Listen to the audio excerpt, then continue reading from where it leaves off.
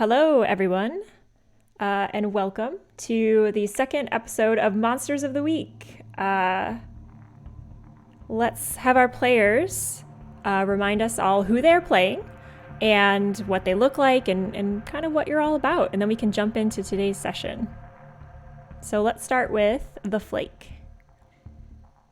All right, yes. I need to figure out what was my voice again. It's been 2 weeks. I think it was like, I'm the Flake. Oh, I'm very scary. I'm a conspiracy theorist. Yep. And I think birds aren't real. So she's like this hunched old lady with like scraggly gray hair and a tinfoil hat, which I made for today. She's a conspiracy theorist. That's the Flake.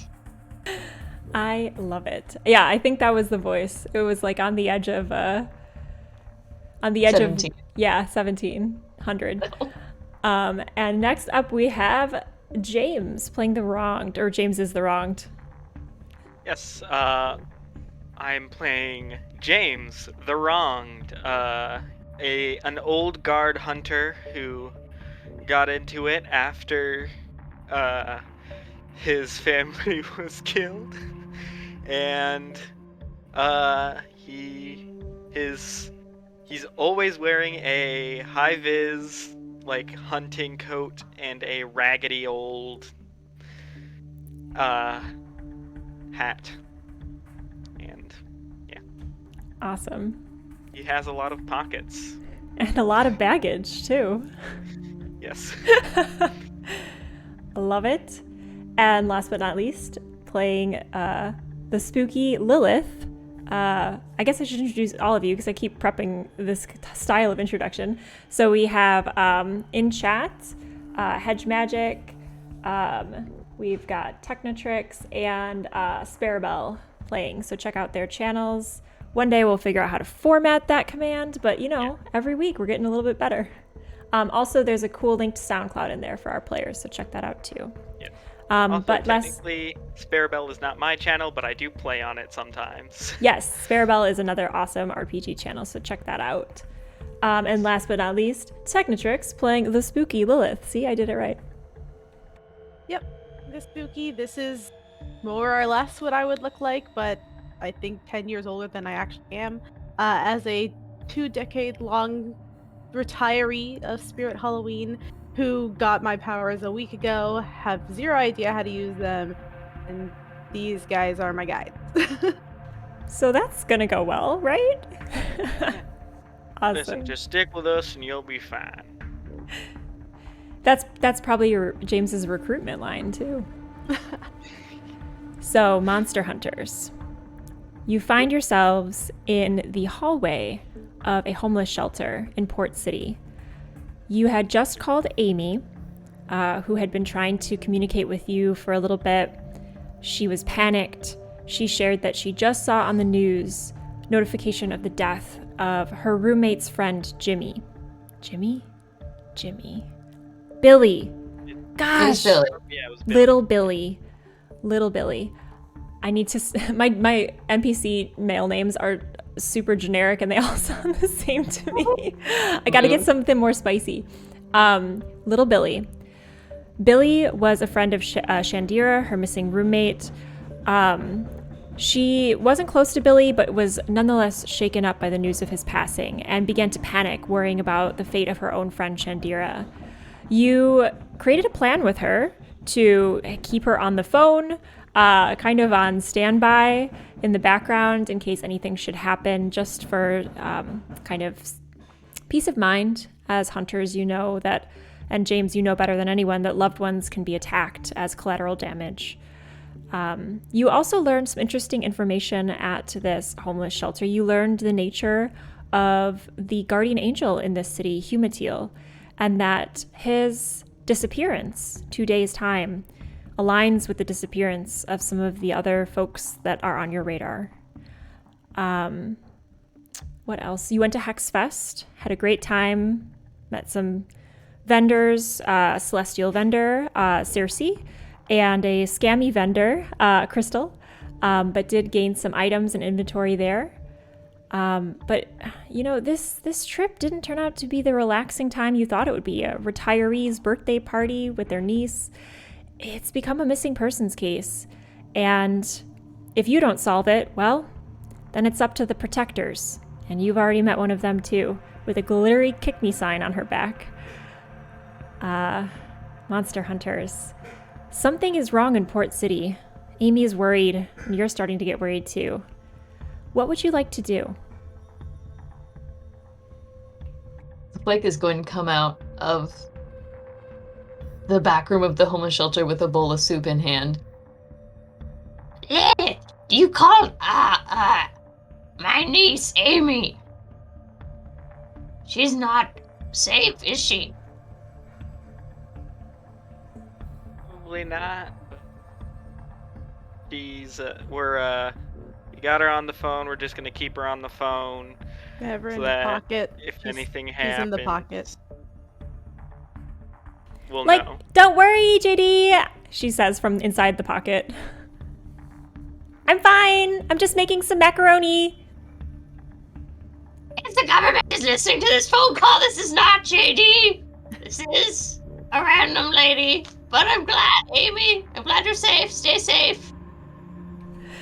She, from the phone, kind of muffled against the fabric of Lilith's pocket. Oh, yeah, sorry, I forgot the code word. Person who is totally unrelated to me and I don't know who they are. I'm fine. I'm just a little shaken up, you know? Yeah, I'd imagine. Do we know where your friend Shandira is? Like, I don't know. We've established that Humatil was training Billy and Shandira before Billy died. You're not exactly assuaging her feelings here, JD. No, I'm just trying to establish that everyone's safe. From inside the pocket, you hear, like, what? Shandira and Billy were together before Billy died? Oh, I'm not No, together. they were not. They were not. They were not. We can neither confirm nor deny they were. My So Shandira's still missing, and this Humatil guy is really good at getting rid of drugs. So, Okay, I need to teach you guys tact. It is going to be a valuable skill when interacting with people. oh, James, you silly goose. You wild thing. All right, shall we go stake out that warehouse where there was going to be a drug deal? What? A drug deal? From inside the pocket. Ah, the government! Was the drug deal at the warehouse or was it at the party? Like I thought it was the after party, yeah. There was a warehouse where It's they the party. previously went to a party. Yeah, it was like the after party at the warehouse. Oh, okay. Yeah, cool kids only. Cool kids only. Do you think James we look is a like cool cool kid, kids? definitely. Lilith is the coolest kid of all of us. Lilith could probably get in on makeup alone. Well, I'm pretty sure. Oh goodness, Jandira's boyfriend. That's Ricky. And That's another E name. Ricky Oh, and Rascal. I'm pretty sure Rascal thinks I'm like an authority figure or spy in their gang. So He thinks maybe you that are will be part of the enough. Dark Knights. That's kind of where you kind of planted that in his mind. And you also called him Rascal, which is his Dark Knight's name. So, do we know where the after party is? Do we know the directions to the warehouse, I guess? Yes, you saw the flyer for the warehouse party back in at the Hex Fest town square. So either you could go back and check that out, or we could just say that you ask around. But it's not a secret location. It's just probably the only people going there will be people who are hip and, you know, there's going to be a bouncer to let them in, kind of a vibe. But it is a public party.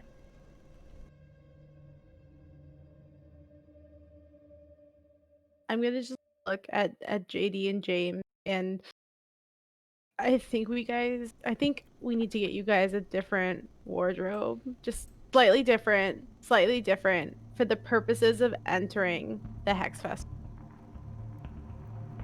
You don't think these rags are good enough? My many-folded, many-pocketed, whatever the heck this is. It's wonderful. It just needs something over, like a really nice cloak. Ah, more fabric. That sounds about on brand. all right. I will follow your lead on this, as I am not. I wasn't hip with the fashion back when I was young. I'm not. Definitely not now. really gonna have our fashion show at lunch? From inside your pocket, Lilith, you hear the muffled voice of Amy. Oh my god, are you guys going shopping without me? How could you? Okay, you're technically kind of with us. I'll let you look through the pocket to see what we're picking.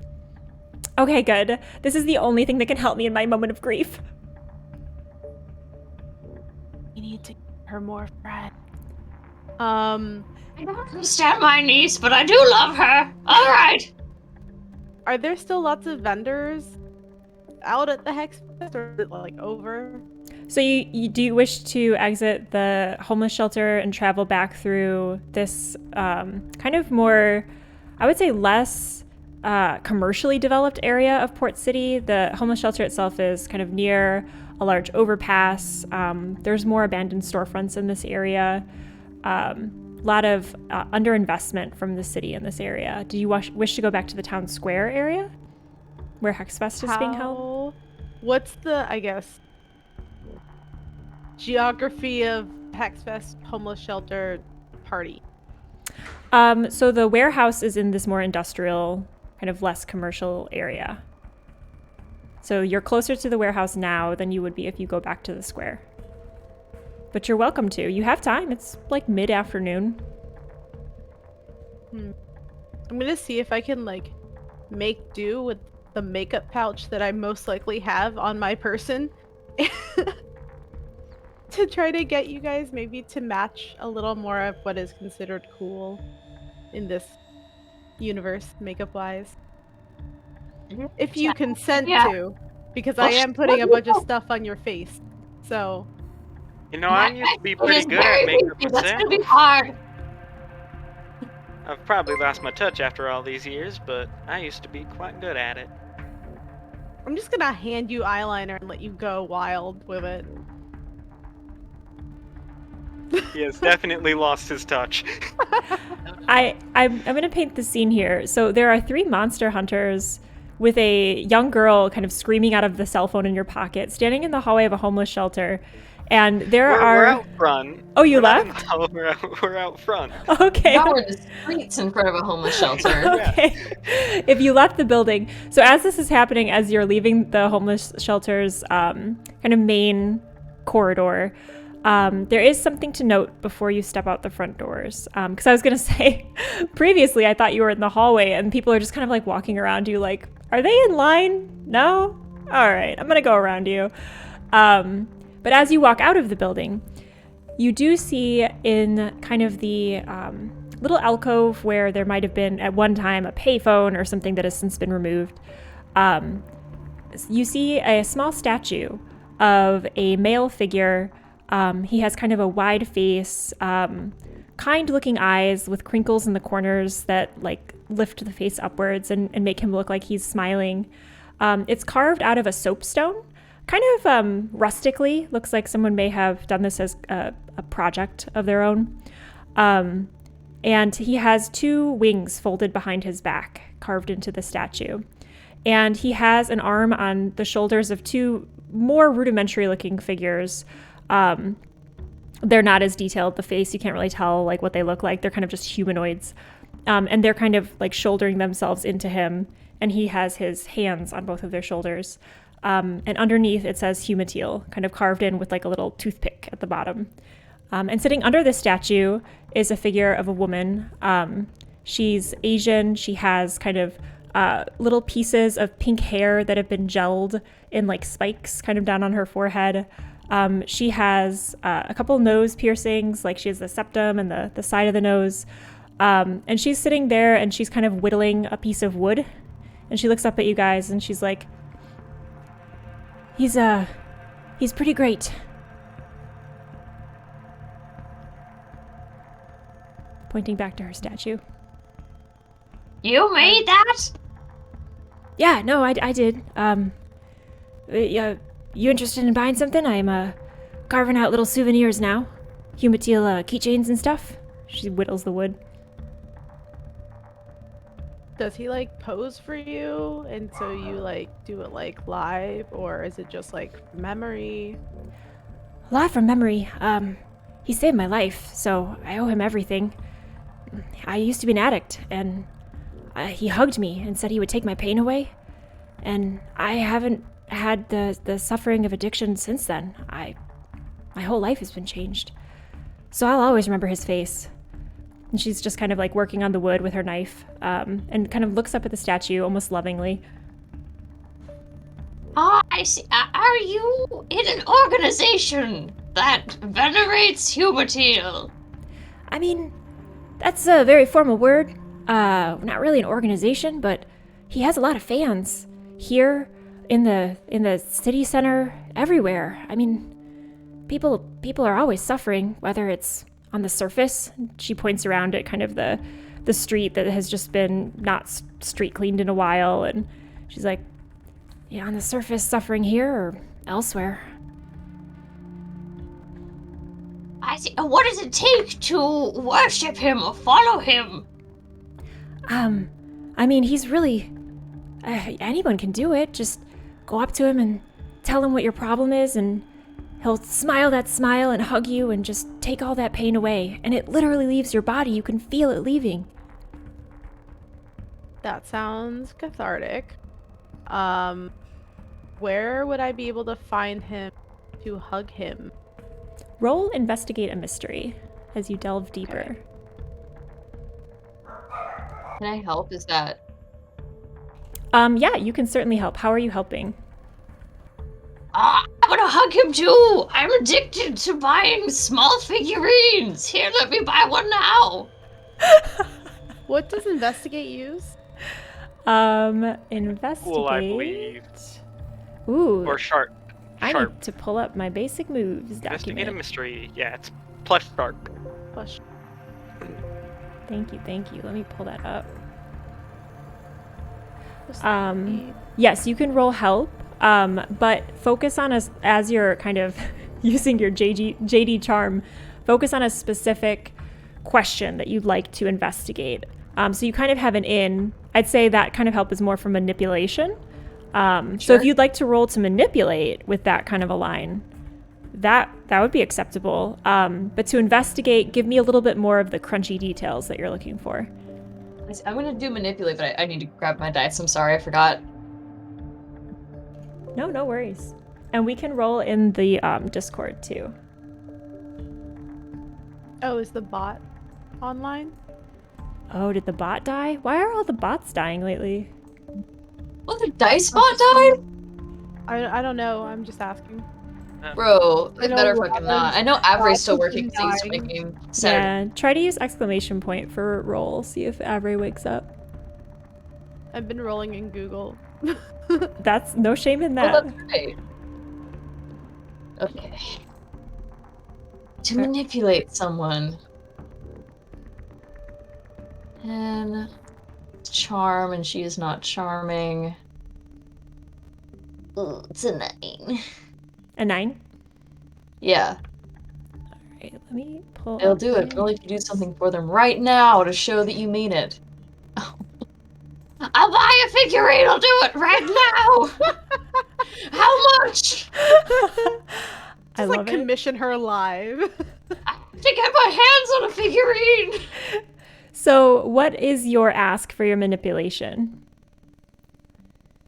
Like, what are I you need asking her to find do? him so he can cure my addiction to buying tiny statues. So, you're trying to manipulate her into giving you the location of Humatil. Yeah. Okay. And for the spookies, investigate a mystery. Did you roll that already? Yes, I rolled 9 + 1 as my, so 10. 10. Nice. Okay, so you have a hold 2 on those questions. So what's your first question? Let's do it. Let's kind of, I'm going to try a new thing because I reread the playbook, and it's like, if you have a hold 2, ask the question, reveal some information, and then you can decide what other question you want to ask based on what you got. So let's try it that way. So what's your first question that you'd like to ask her? Totally not me open. The basic. Investigate. Oh, you keep cutting out, Tech. Oh, can you hear me better now? Yes. Yes. Okay. Maybe I just need to move the mic closer to my face. So, okay. Where did it go? That's one of the questions. So, Yeah, that works. Okay, but do you want to ask something different than what JD is trying to manipulate? oh, I see. Because JD asked for Human Till's location. Yeah, I'm kind of picturing you guys tag teaming this poor girl. She's like sitting there whittling, and you're like on both sides, like, hey. She's looking at both of you. James is Good just cop, in the bad corner cop, just like. I can't do it with my glasses, and it's hard to take them off with the hat and stuff on, but he's just... Pinching his forehead. Yeah. What is being concealed here? Interesting. Okay. So, JD, let's resolve yours first. So, as you're talking to this young woman, she's gesturing around and kind of saying, like, pain is everywhere, but wherever pain is, that's where he'll be. And as you're kind of pushing your ability to buy her wares, she perks up a little bit and she's like, man, you really are interested in him. You want a likeness of him and you've never even met him yet. That's really cool.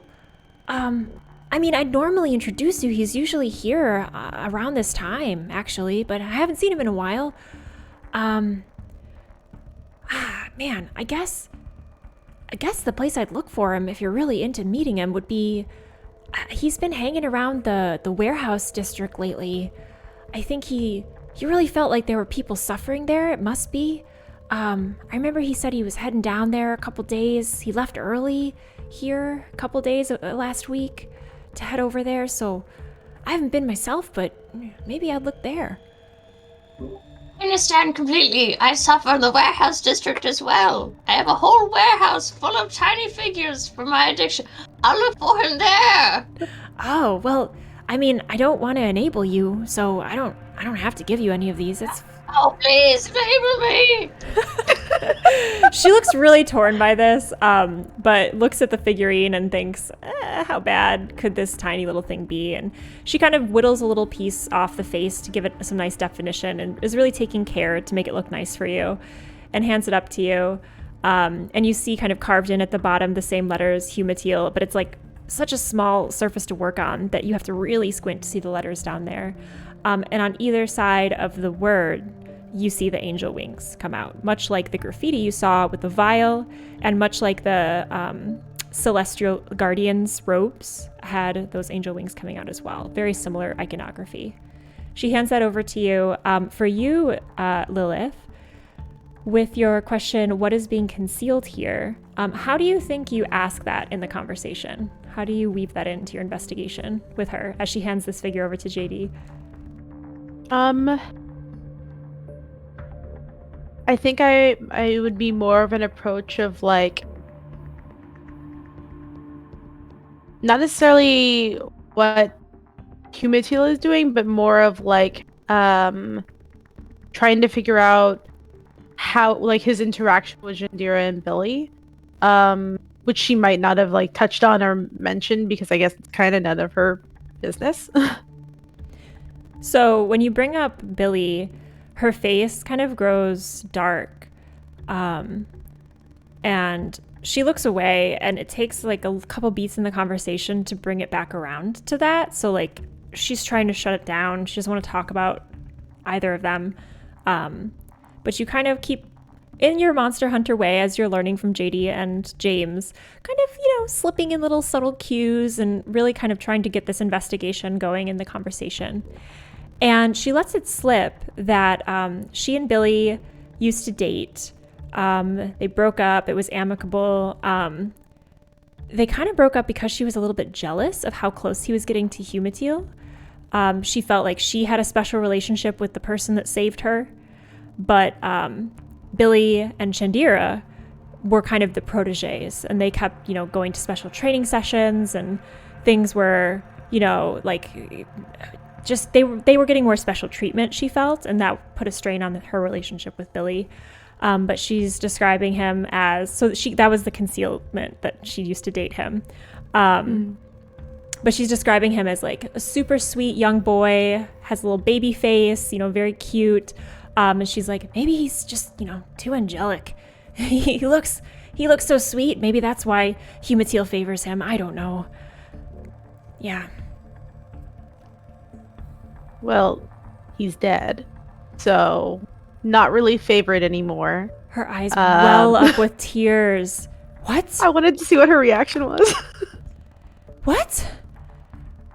How do you? I She could turn on stands. the news. She stands up. Talking about very tactful.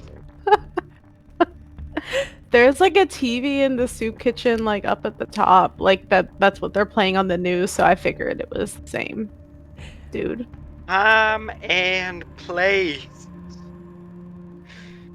Lilith, time and place. And this is neither of those. From the pocket, Amy's voice. Oh my god! That's not tactful at all! This young woman stands up, she's on her feet, the whittling knife clatters to the ground, and she's like, I'm sorry, I've gotta go. And she runs over to the cafeteria, presumably to take a look at the news. She's leaving kind of a pile of wood shavings in her wake, and she's gone. I'm gonna steal her whittling knife. Go for it. Add a whittling knife to your inventory. Why do I even try? Okay. She was like super jealous of him and Humatil, so maybe she killed him because she's jealous. So I wanted to see if she would cry or not. From the pocket. Oh my god, that's like total Monster Hunter logic. Lilith, you're getting it. Lilith, we should Shut check your this mouth. knife for blood. It is normally much better to have someone like you and tell you what you want to know than to scare them or elicit a reaction from them to see what they know. Listen It to was James. Nothing's better genuine. than scaring people. It was genuine though, because I don't think I could have cried on cue that well unless she was like an actress. But Wow, the person who spoke highly of him and broke up amicably with him was sad to hear he passed. I'm not if she shocked. killed him because she was jealous. Well, let's mean, leave just before saying. she comes back and sees I stole from her. How many figurines are there around? Can I just take one? Yeah, there are a couple. The ones that are left behind are half carved. So some of them are missing the torso and some of them are missing the legs. It's just like a solid block of small wood kind of jutting out from the figure that's been carved. But there's about 3 or 4 of those in various states. I'm gonna take one without legs. If I'm gonna pick one. I don't know what the value of art is. I feel the need to leave her money, but like I don't know how much it would be worth it. Yeah, you could definitely gonna drop say- some money. I paid $12 for the crystals, so I'll pay $12 for a little wood thing. It's like grief premium. Feel Because I bad. did I'm gonna bring need her money some too. very strong like new Where do you leave the money? I'm gonna leave it under the big statue with the Humatil and the 2 people. As you lift up the big statue, you see a key taped to the bottom of it. Totally not me taking more things from her. Gonna take that. Is there anything else like on the bottom of it? Like I don't know her name and I just told her terrible news. Like is there a signature on anything? Like artist mark? You turn over the statue, you don't see any kind of artist mark or signature, just the key kind of rudimentally taped to the bottom with 2 pieces of tape. I don't know what this is for, but I'm also going to take it because it's shiny.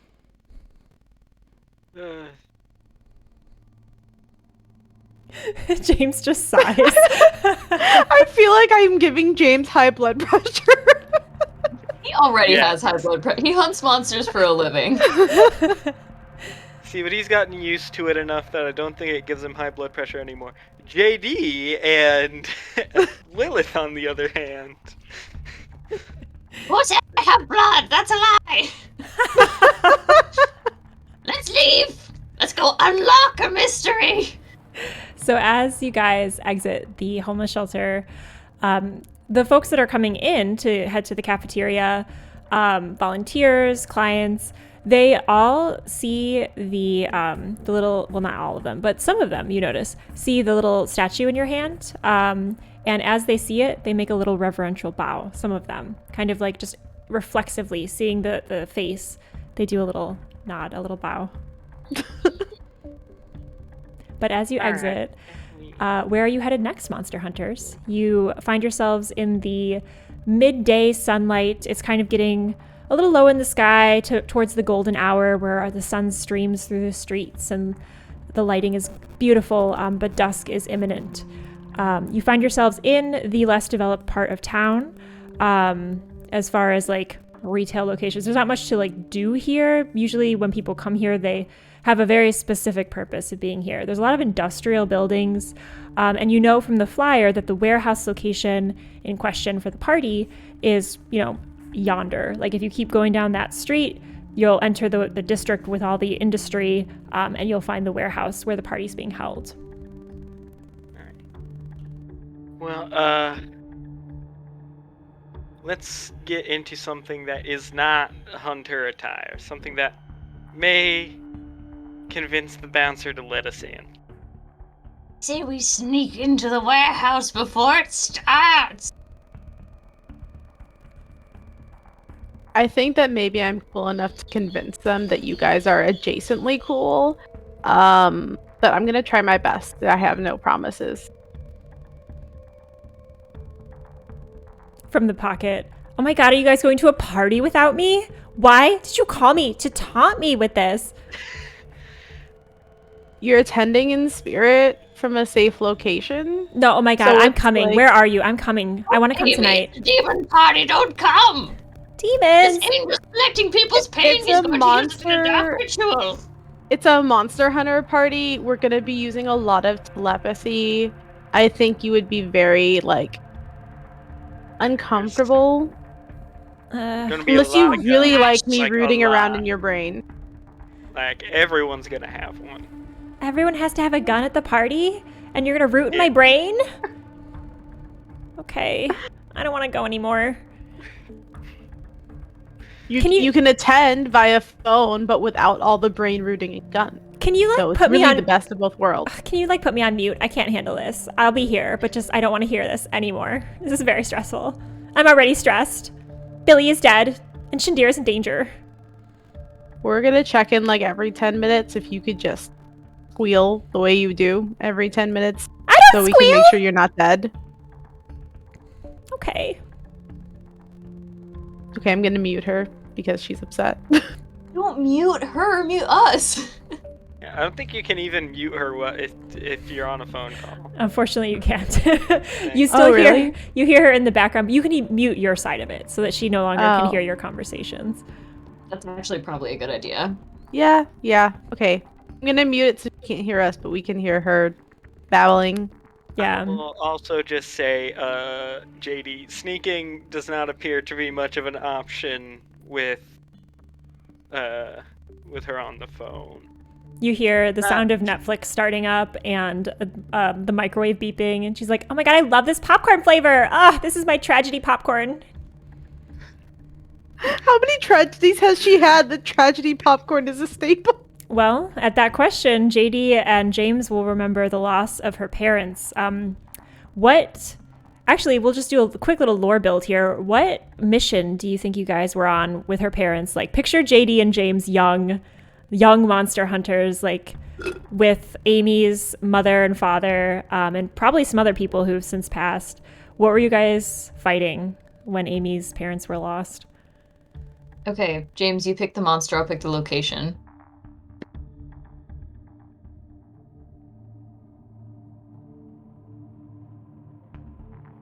Or... James, can you hear us?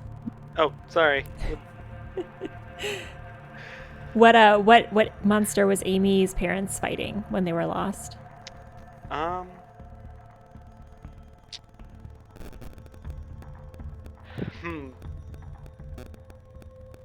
Such a wide variety. Choose from. Just go with your first instinct. Doesn't have to be anything fancy. Demons. Nice.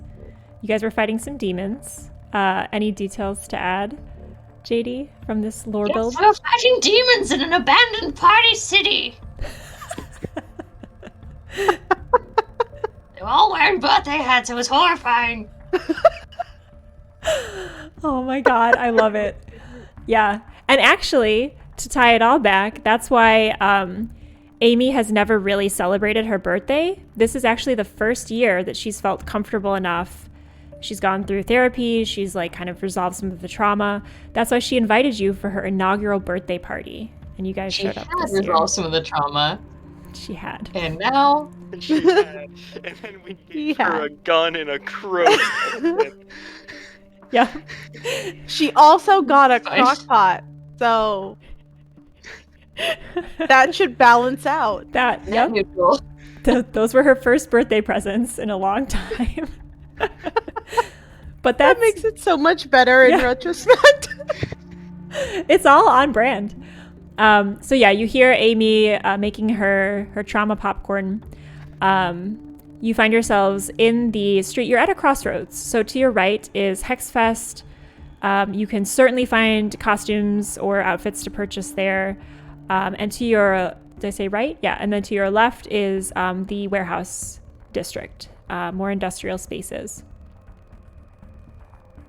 All right, let's get some clothes and hope that I have enough room to carry at least one of my weapons on me. Yes, Lilith, this is your area of expertise. Please take us away. I'm going to give them somewhat matching eyeliner, just so it's a cohesive look between the three of us. So that's where we catch up, because I remember you said you put the makeup on them, and I was like, are you in the hallway? So that kind of fast forwards to the point where you're now applying the makeup in front of the homeless shelter. And you guys are okay with this for your characters? Yeah. Oh, yeah. All right, so you all have kind of matching goth eyeliner. As you, and if this was a movie, this would be the montage where like the music starts up, it swells, and the three of you are walking down the street, and there's like tumbleweeds and like papers are rolling around in the wind, and the doors of these abandoned buildings are like opening and shutting as the wind blows them, and the sun is setting behind you as the three of you are like badass walking down the street all wearing eyeliner. And that's how you strut into Hex Fest. I do think we should get clothes too, though. As you take this, my eyes look even crazier. What do you think? Something tells me high vis is not exactly in fashion. Is it high vis on the inside too? Can you wear it inside out? Inside out, it would be black, but it would be just a plain black, and all the pockets would be showing. Oh gosh, completely insufficient for a party. Yeah, there's pockets all over the jacket. Some of them are probably even like sewn in, so they're like different colors, like patchwork looking. So are we going to Hex Fest to buy clothes, or are we going to the warehouse? I just want to go to the warehouse. I'll tell people that I'm wearing a costume. I don't care. You're wearing the costume of a crazy old hag. Yes, I'm a skeleton piloting a costume made of meat. So which way is this epic stroll with like the sun setting? I can position the sun wherever it needs to be. So which way are you guys going? We're walking east, sun setting behind us. And Yeah. which location is east? Lilith is indifferent. Or JD is indifferent. James wants to go to Hex Fest to get. If we have time, disguises. we can go do like a fashion, like one of those like makeover montages. Yes, alright, makeover montage first. All right, so you're heading towards Hex Fest. So you guys roll up into Hex Fest, all wearing the black eyeliner, and you kind of like power pose at the entrance to Hex Fest. And a few people around you kind of look, and they're like, they don't know what you're doing, but they think it's part of the Hex Fest. Like, and yes, clapping appreciatively. You do see Cersei's booth is still there. You see the halfling twins are there with their wares. You had a connection with them from Spirit Halloween, your former role, Lilith. The TED stage has been broken down, though. As the sun is setting, it looks like the speeches are over. It's just the vendors are kind of collecting that last rush of people as the fair is winding down. The DJ is still spinning with the telekinetically controlled table, but the music has become more like lo-fi chill, kind of like a really like nice evening vibe. All of the lights, the street lights, flicker on as they do in cities when the light dims. However, above there are kind of these orbs of multicolored lights floating all over the square and casting soft shadows and kind of glowing lights all over. These lights illuminate a very glittery figure.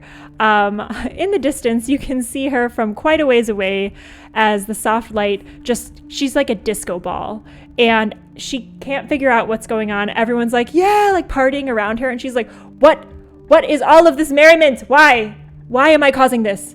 And you can kind of hear her yelling at people, stop being merry near me, from a distance. What do you guys do? JD, that was the best idea ever. Oh, this music, I could study to it. These lo-fi beats. Dress me up, Lilith. I guess I'm just going to try to find a clothing vendor that seems to have. I'm gonna go with cloaks. I feel like that's gonna be the least cost, most coverage item. Just hide it. Just a bag.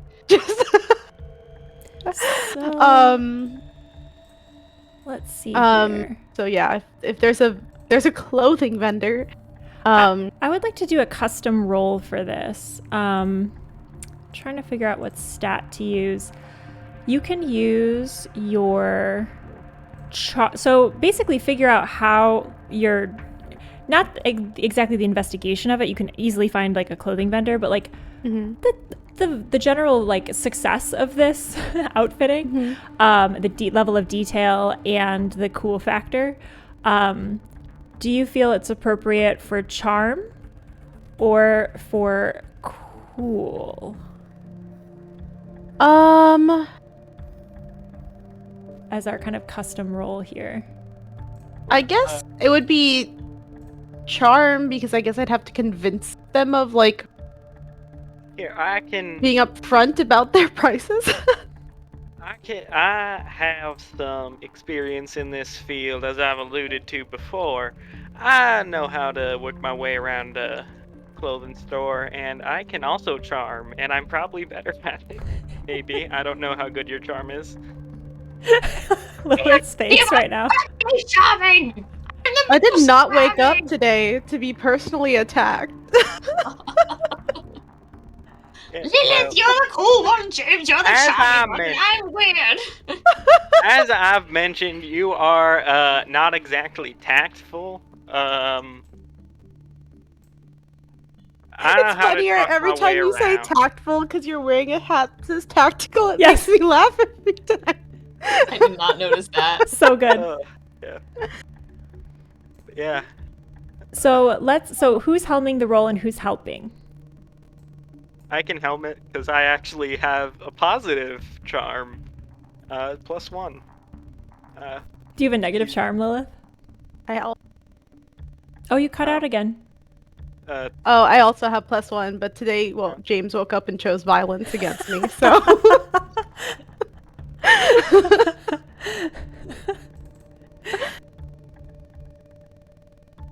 So I mean, it doesn't really matter in particular. I'm gonna do the very, I don't know, Edna mode thing of just approving or disproving at my whim of everything you pick out. There's no capes. No. Oh, is a cape a cloak? Or is a cloak a cape? Are they similar? They kind of are. They're still like, flappy. I think a cloak has Cloaks a hood. have hoods. Yeah. Yeah, that's the difference. All right, so whoever's rolling, is it James or Lilith? James seems particularly invested in picking out clothes, so he can pick things out. All You right. choose the vendor. James all of a sudden like comes online for this, and what you thought was going to be a kind of begrudging fashion subject, he is helming the role. Lilith, you can assist with a help move, so go ahead and roll help, and then James, you can roll with your charm. And as with any roll, there will be consequences on a miss. So Please don't miss. on a 7 I've to been 9, playing up that he actually knows how to do this stuff from a while ago. What is the help, I Uh, guess, modifier? What do I add anything to help it, or is is a it just basic move. Let me pull that up. So help out is with cool. I'm gonna wait okay? to give the total until I see how helpful everyone is. I rolled an 8. Okay, so with the help move, your help grants +1 to the roll, but you expose yourself to trouble or danger. And go ahead and reveal your charm roll, James. With the help, 10. Nice. Okay. So on a 10,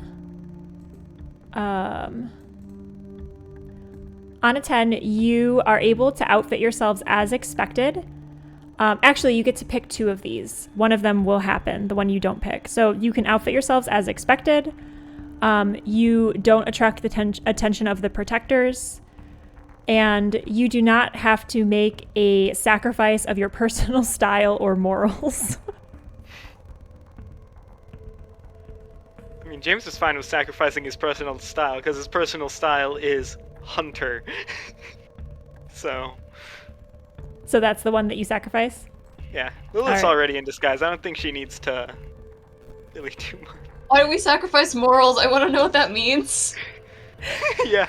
we Did you call my sacrifice our- default state a disguise? Because I mean, again, When we're choosing going violence. to a goth party.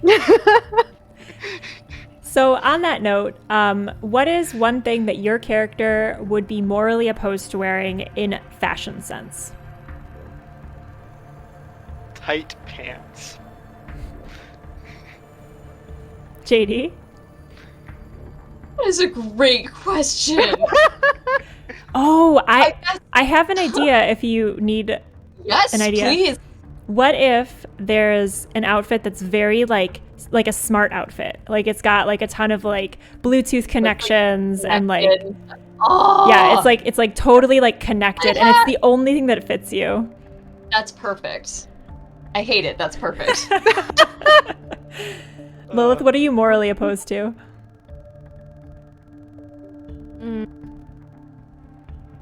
in terms of fit, Hipsterism, pink. Morally opposed to hipsters. Oh, maybe Oh. it's like anything that's like pastel-y heart pattern seems very against her vibe. Mm-hmm. So, okay. And in solidarity, I assume you would choose to outfit yourself as well. So you have a so and James, I'm going to push you a little bit on the tight pants. That sounds weird.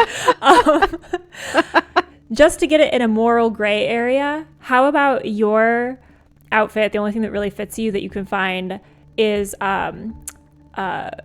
ethically sourced werewolf fur, like lined clothing. And every time you see it, it reminds you of the tragedy of your past. He's also come to terms with it and actually kind of likes werewolves now. Not like he still knows a lot about them, but like it was wild ones that hurt him before. He's not too concerned about it.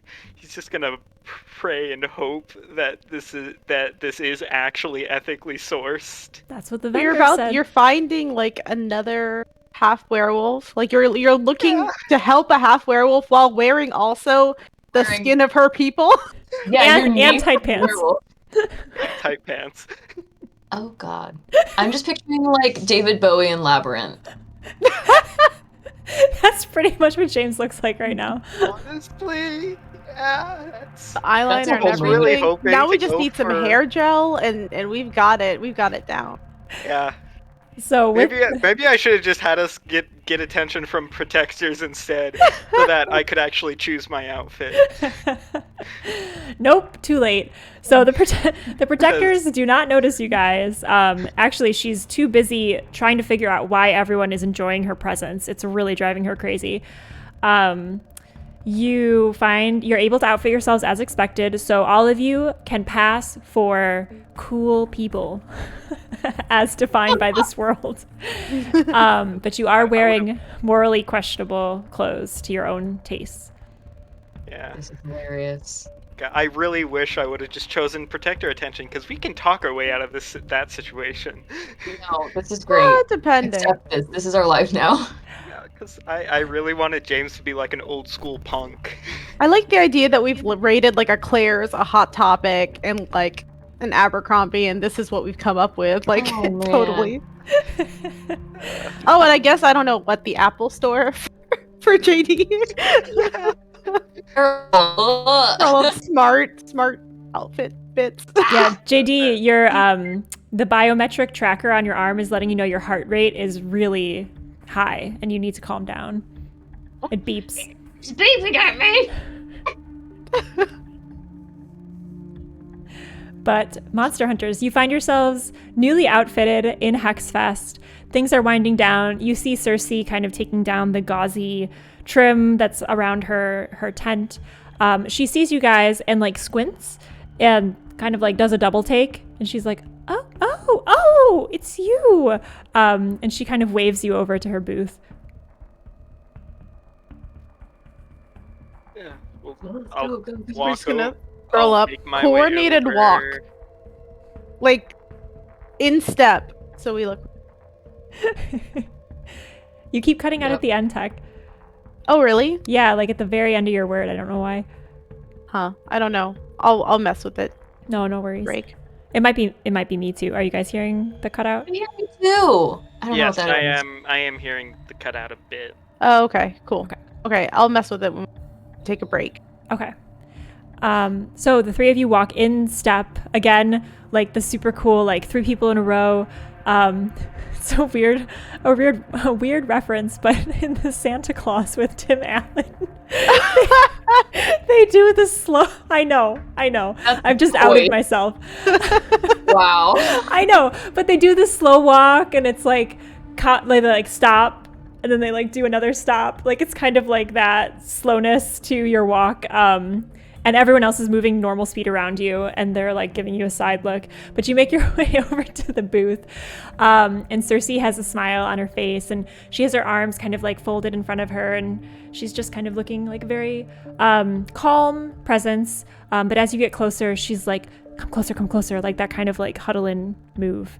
And as your heads kind of clunk together, she's like, I received word from my superiors. There have been a few reported murders in Port City as of today.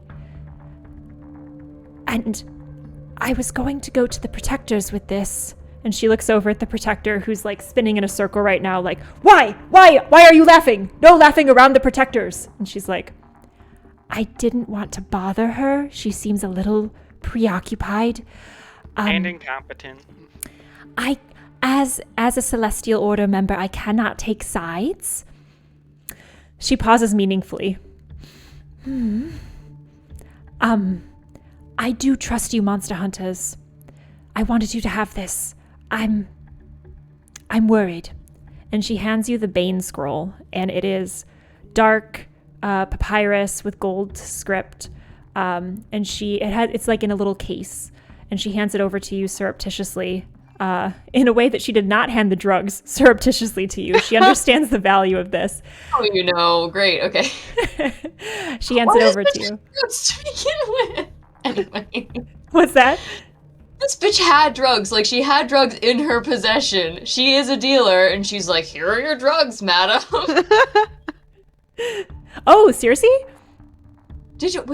Did we get drugs? I thought we got drugs from her. Did we not get drugs You did from not her? get drugs from Cersei. You handed them over to her just to inspect. She did not know what to do with them. That's right. I bought them from Ricky. I'm Yes. sorry. My mistake. But the Cersei, point being, understands the idea of being discreet, just not know when to apply it in human conditions. Ah, yes. Tact. Yes. She lacks tact in this, but not in this scenario. She's handing it to you with reverence, and you had already bought the counterpart scroll. And she hands it over to you and says, I hope it doesn't come to this, but my superiors are worried, and I myself don't have the intel I need to move forward with finding Humatil. But I know that you went to investigate him. Were you able to find him? Regrettably, we were not. He went missing at about the same time as everyone else we're looking for. We have guesstimates, That's which what I was should afraid fill of. you with a ton of confidence. I feel It's on a cult involving him. Look at this statue. Oh my. We just hold out our statue. That does look like My him. half-finished one. It looks like him, but he has legs usually. I'm filled with a sense of dread, actually. I'm worried. I'm worried he's involved somehow. Please, take this scroll. If need be, you can use the one that you've purchased to heal a celestial being, and this one will allow you to destroy them. But I ask of you, please, make sure it is warranted. These creatures are very precious, and they maintain a force of protection in the world. And I shudder to think of what would happen if one is destroyed unnecessarily. Can I trust you? Yeah, yes. We will use it as a last resort. She looks you up and down, takes in the tight pants, the werewolf fur trim. It was not my choice to wear this. I was hoping I could find something less this. She's not judging you, you just need to own it. No, I'm judging you a little bit. It was the only thing they had in my size, and we're trying to get into that warehouse party so we can search for Shandira. Oh. The party. Do you think it's involved? Possibly. Everything we see A seems to be guesstimate. going back to, at the very least, the warehouse district, if not the warehouse party itself. Well, good luck. And she hands it over to you and, like, puts her hands off of it. And, like, it seems hard for her to let go, but she's like, good luck. I hope this was the right decision. I will report to my superiors that you are involved. Does your team have a name that I can report out to them?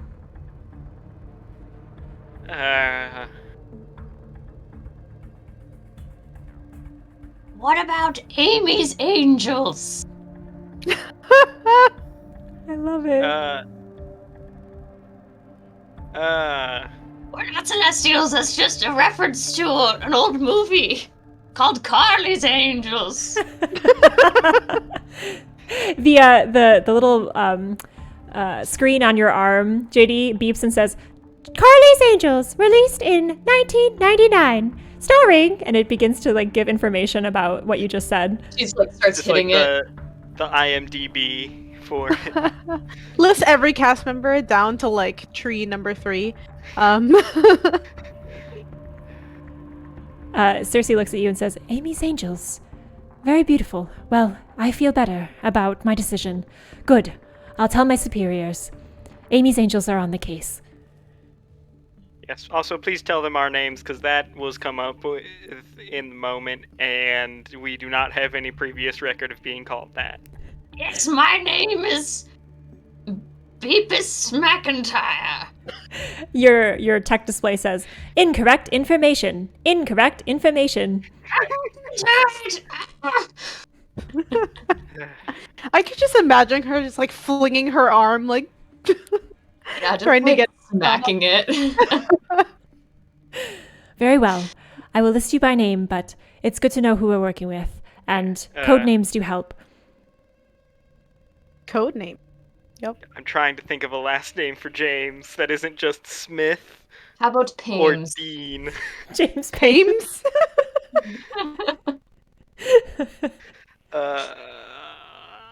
Can I just be Lilith? Just like Cher? Just Lilith.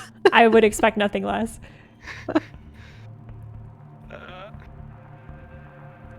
Yeah. It's all right. First names are fine. I have you in my system as Amy's Angels, and all is well. Good luck, James, Monster Hunters. I've worked with them before, briefly. Hopefully, there's no other Jameses. No, you're actually the only monster hunter named James. It's very interesting. I've met like 5 Jameses. It's a common name. I don't know why. They all The only died. Yes, You're the last standing James. it does appear that they are all deceased. Be careful. And if you need anything, let me know. You have my phone. And she pulls out the giant brick phone with the little angel halo on the top of the antenna from like the 1980s. She's like, you know how to reach me. Yeah.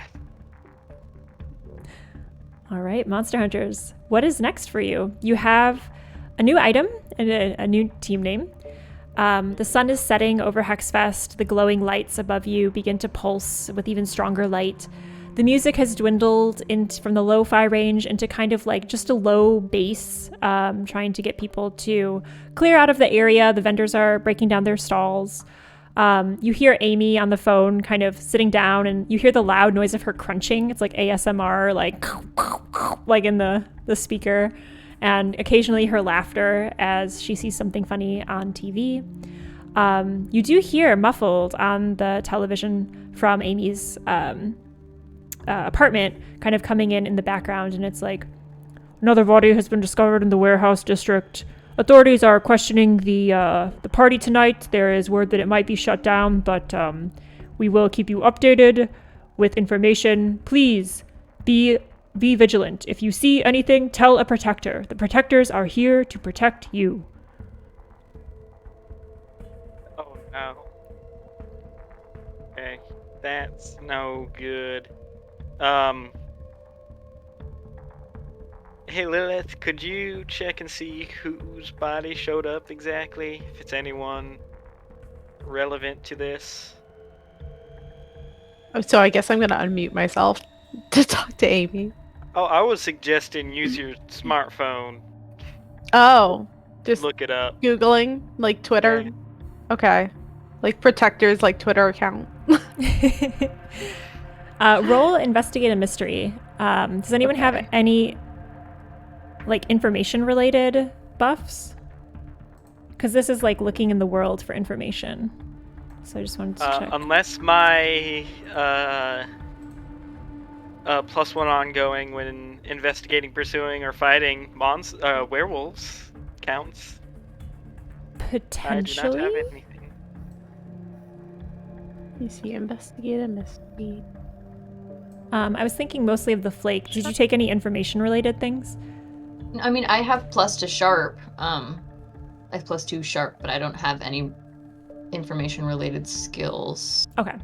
Like I know there was one with like web research, so I just wanted to make sure you didn't take that one. She's not gonna go on the internet, no. That checks out actually. Yep. Yeah. Okay, The rolls so- are with me today because I rolled a 10 and I have a +1 to sharp. nice.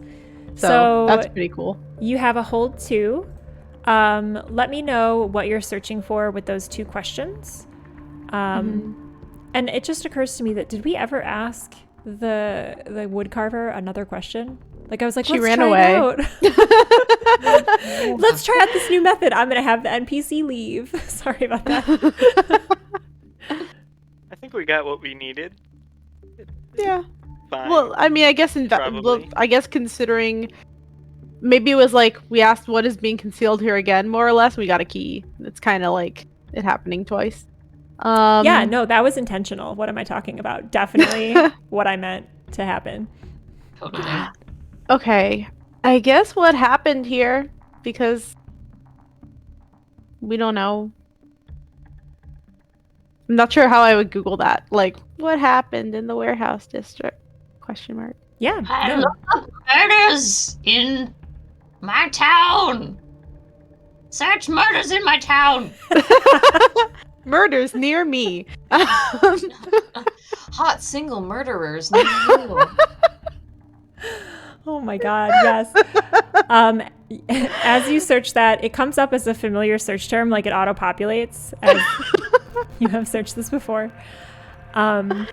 So the information you find is the news story first of Billy's. Billy. Gosh, darn it, Billy's passing. Jimmy's his middle name. Billy Jimmy. Billy Jimmy. Shit. His last name is Jameson. Oh Billy Jimmy man. So interesting. You do see the news of Billy's murder. It's the first time you've seen it firsthand. You've heard about it from Amy. You kind of pointed someone else in the direction of the news in the cafeteria, but you haven't yet confirmed. You do confirm that Billy has passed. You see a picture of him, and it's much like the young woman who carved the statue. It's much like she described, and the volunteer coordinator as well. He's just got this cherubic, like, little rosy cheeks, and he looks like so fresh-faced, and it's a photo of him like smiling on a hike, and he's like, ha, and, like, just so full of energy. The second result you see is on the Monster Hunter only network. So it pulls up a secret result, not a news story that would populate in a general feed. You click on that, and it is a coroner's report of Billy's passing. And you see another photo of Billy. It kind of looks like that photo you saw, but the features have aged to a point that it makes him almost unrecognizable. He looks like he's 90, 100 years old, skin sagging. The cherubic cheeks are just kind of like wrinkled and, very, very different facial structure. His hair is gray and thinning, and he's balding up front. He looks like he's aged decades, and he is also deceased, but the physical differences are almost inexplicable to you. That's what you see what happened here for Billy's passing. You see another news story roll in on the public feed. It's a name you don't recognize, but they are also listed as a volunteer of the homeless shelter under their interests. It seems like this is the third reported death in the warehouse district today. Well, that's no good. That does not bode well, and that is an odd way of dying. 100 years old. I don't think he moisturized very well. Moisturizer is a scam. It's a plot by the government to track us, which is why I've never used it. I look amazing as a result. But it seems like he's had the life sucked out of him. I think I'm putting the pieces together here. I'm pretty certain that Humatil is like a fallen angel, maybe? Who sucks not just pain, but also good stuff. Or maybe life is pain, and that's what it is. Suck out pain is to suck out someone's life. Oh my goodness. Well, I think the way to find out is to make our way to this warehouse party. Go to the warehouse. Wait, I have one more question. I don't want to forget about the second question. I remembered it this time. Okay, what else can I ask?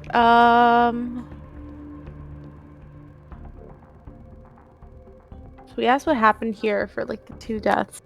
I guess what is being concealed here doesn't really do much. What creature is it? What creature is What it? sort of creature is it? Okay. As in like the person who, like the second individual death, or the one that happened after that's Billy, right. or And What kind of remember, creature would you're cause a limited. death like that? You're limited to what you would find in a search. So you have to tell me Okay. kind of like how you would get this information from the method you've Okay. chosen. okay, let me think. Otherwise, it's God mode. Yeah, fair.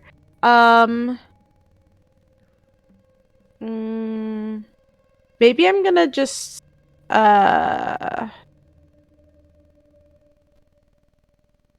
me see. I'm trying to think. I'm trying to think like what would I Google as like a Monster Hunter? Because I have like the Monster Hunters network thing as well, which I assume has more search results relevant than like the general Google search. Mm-hmm.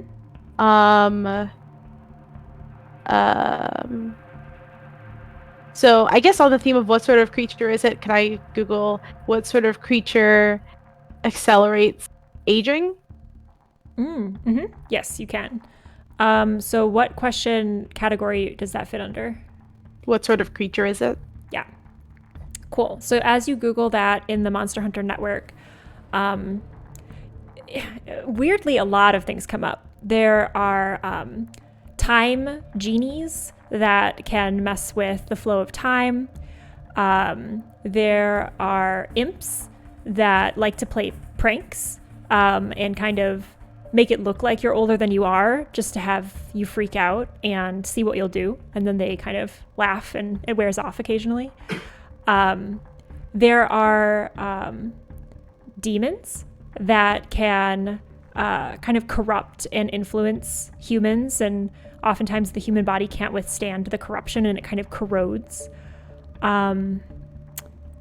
There are there's kind of like an extraterrestrial element, like kind of technology that's used to manipulate the flows of time and kind of move the weave around and, you know, things. That's what there's like a little bit of a conspiracy on this. That's what people think of as deja vu. The article's written by JD. You do under notice a pen name. it's written by Janine Dorsey. Is that article? So there's lots of like things that come up. There's nothing that mentions angels specifically though.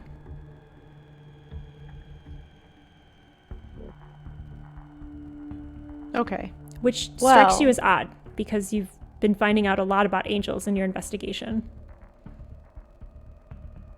Okay, I feel like I'm jumping on the JD conspiracy train that like angels are protected and then they're like changing the search results so we don't find out more about them.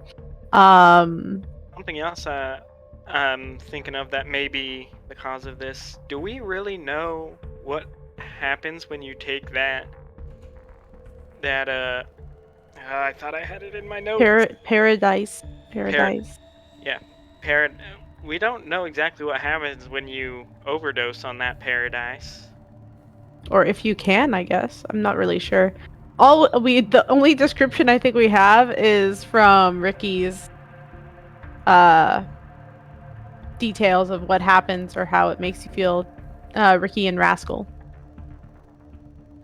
Which I don't know. I hardly qualify them as chemists, but I have a theory that Humatiel is an angel, but he sucked something up out of someone that corrupted him, some sort of a vampirism or something similar to that, or a demonic energy, and now he's been corrupted. I think that we should plan on purifying him. He seems like a good guy up until this point, but also drugs. How do they connect? You know, if it is that corruption, perhaps we know this paradise increases your magical ability, right? Perhaps someone was struggling with some kind of magical corruption and was on that paradise, and the increased strength from that, when Humatiel absorbed it, you know, was powerful enough to corrupt an angel. Increase the curse? That seems probable to me. Well, good. I'm glad we have that scroll to bane him. Lilith, you have that, right? the Bane Scroll, yes. I'm gonna say yes. Well, alright, so Yeah, here's we the plan. gave you the Bane Scroll and I think we do also have the Cleansing Scroll that we also Yeah, I gave got you. that. The Curative Guardian Angel Scroll. Because Spread out resources in case. So not everyone has one thing and then something happens to them. I cannot use magic. I can use, if the magic's already in it, and I can put it on something normal and use it, I can use magic, I guess, but I cannot really use magic otherwise. I'm scared of your weapons. Just tell me your favorite one. What was that? I think you cut out at the beginning. Oh, James, give me one of your weapons. Hand it to me, your favorite one. Ah. No. 20 years. I lost. 20 years working together. I was going to enchant it for you. Ooh. I don't think James believes her. He does not. All right, fine. I'm going to enchant this little statue of Hubertil then. Ooh, cool. Can you actually enchant? Use magic effects, enchant a weapon, and I'm going to use the Statue of Humatil as a bludgeoning weapon. Hell yeah. Roll plus weird for your use magic. Alright. As James let's says, go. can you really enchant? You see JD adjust the tinfoil hat and... That is, it's 10 plus 4, so it's 14. Hell yeah. I'm just gonna do the advanced moves in this game because we're not gonna be able to get to those. So it's like a nat 20 essentially, because you have a 12 plus. So you have some added benefit to this, but go ahead and tell me how you resolve the effect of your magic. What does this enchantment look like? What does it do? So mechanically, it gets +1 harm and plus magic, correct? Yeah. But what happens to it in game? Yeah, so, Jane Doe pulls back her sleeve to, like, get the smart stuff away from her hand. She's like, ah! And she, like, puts it really close to her crazy eyes, and they, like, pop out of her head a little bit. And she screams into it. She's like, ah!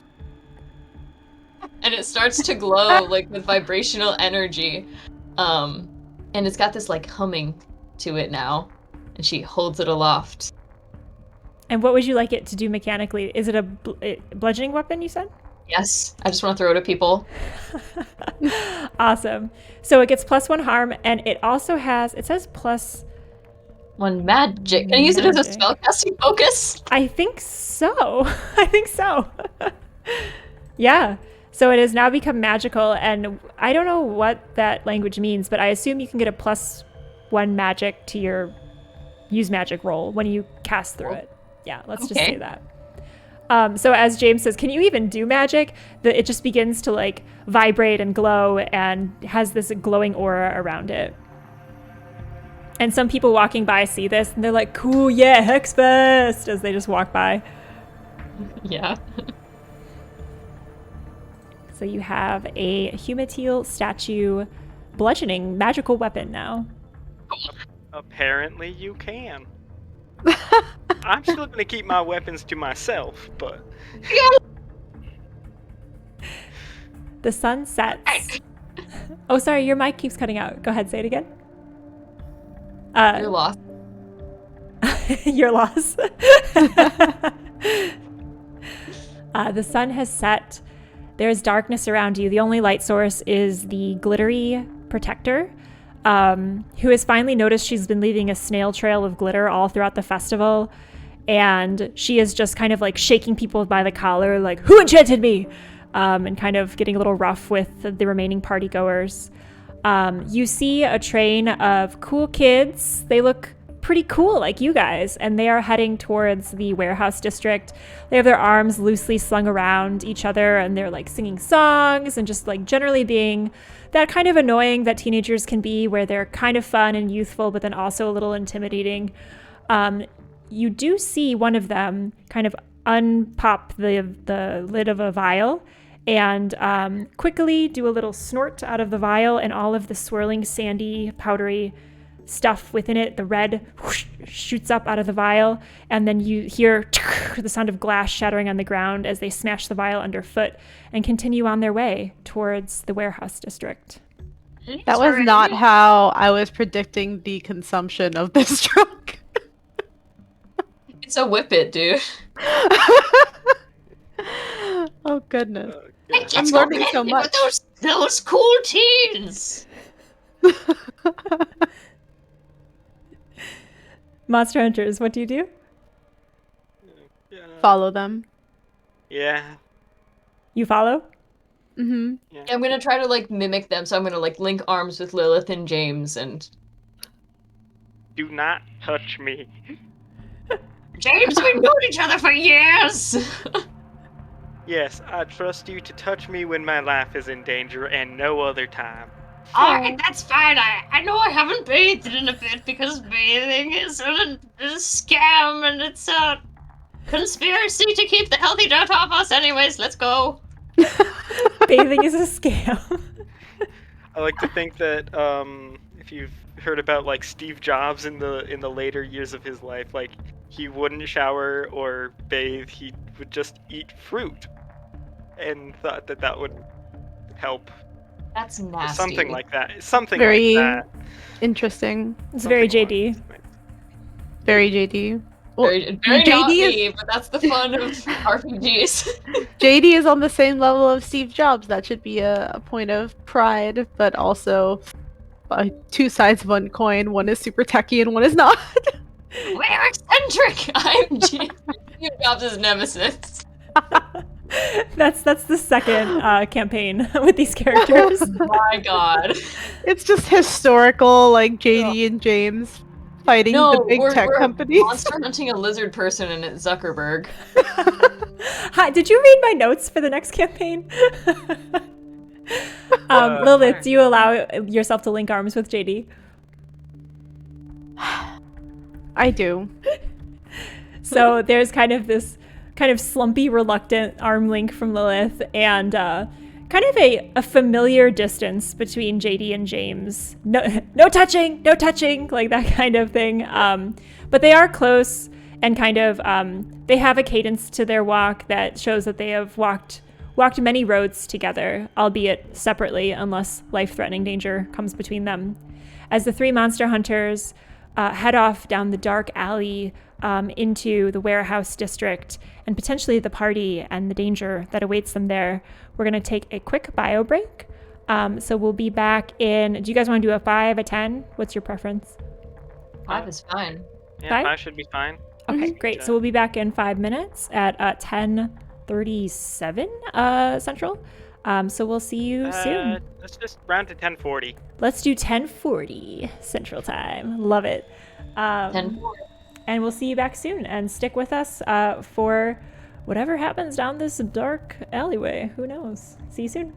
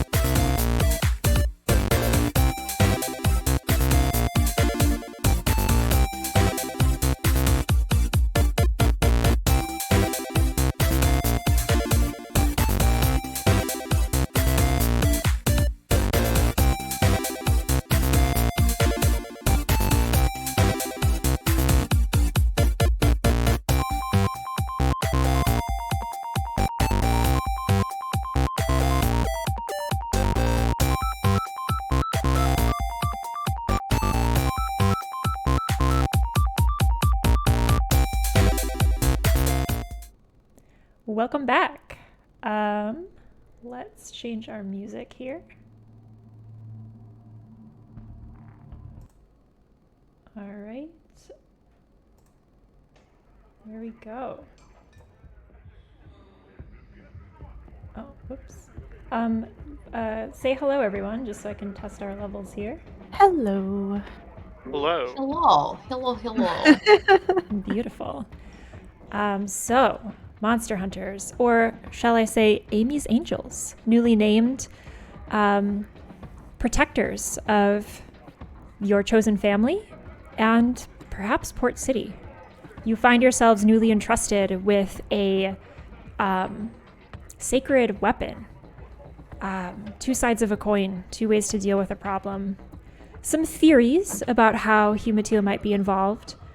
You find yourselves heading to the warehouse district for a party and perhaps more. As you walk down the darkened streets now, you pass the homeless shelter. It has its lights on. It seems like the only comforting place in what appears to be a very desolate or uninhabited area. The windows have a nice warm light to them, and there's people moving around inside, and it seems quite populated. But as you pass it and continue on your journey down this series of alleys and connecting streets, you find yourself in a much colder area. Big, large concrete buildings with tiny little windows just repeated infinitely on the side of it. Big smokestacks rise up on the horizon, chugging out big plumes of noxious gases that fill the night sky and kind of block out the stars. There's lots of barrels, boxes, crates, shipping containers kind of strewn all over the place, leaning up against buildings. Some of the windows are boarded up on the buildings that surround you. And you find yourself almost in another plaza scenario, but this time instead of commercial retail places and kind of fountains and very active plaza spaces, this is a plaza of industry. There are giant buildings ringing around this square, and in the middle of the square is one singular warehouse. There's large boxcars behind it, so they're kind of stacked up, creating almost like skyscrapers, but boxcars kind of stacked up and up. The warehouse, this one does not have a chimney stack or anything. It has kind of a flat rooftop with a little bit of an edge to it. So you can't really see the rooftop, but you can see that there's probably like some kind of big air conditioner or something running up there. Oops. And you also see in this particular area a line of people looking like they're ready to go out for a night of fun. There are makeshift, what are those called? Like banisters, the thing that protects lines and keeps people. The theater ropes. Yeah. But instead of the theater rope with the velvet, it's just a bunch of chain link that's kind of been dragged over and propped up to keep people out of certain areas. But you see a bunch of young people laughing, talking. You see sometimes the spark of magic go off as people are casting spells and having a good time. You hear the low thump of music coming from inside this warehouse. And with your discerning eye, you also see a familiar face, the face of Ricky and of Rascal. And they are kind of standing nearer to the door. The bouncer at the door waves them in right away, doesn't even look at them, and they enter into the building. And you also notice, with your discerning eye, that a lot of the boxes in this area are labeled with the logo Elysium Industries. It has a very corporate-looking font, and it's stamped on a lot of the boxes that are stacked up near here. You can assume that perhaps this is their warehouse. Do we know anything about that company? It hasn't come up in your investigation so far, no, but you're welcome to ask around. We should, perhaps. Do you know anything about it, or can you find anything out? Lilith? Oh, I didn't hear the first part where she addressed me. Sorry. Okay. Investigate a mystery. So, would it be something that I'm enrolling to see if I inherently know, or that I'm just asking people in line? You're welcome to use telepathy for any of the moves that you have that available to you for. Things I forgot I can do. Otherwise, you'd have to ask. So really, Okay. the way you can think about it is, like, what would your character do? And then we can determine the move from there. Okay. How far are we from the bouncer? Are we like near him, or are we just at the back of the line, or where are we generally located? You guys did a cool walk up, and you're now at the back of the line, kind of surveying the scene in front of you. Okay. Do we still see the cool kids from before? Are they like right ahead of us in line? Yeah, were the ones to arrive right before you. You see the guy that you saw take the drug kind of leaning on his friend and like pointing out the stars and like trailing his finger from star to star. Mm-hmm.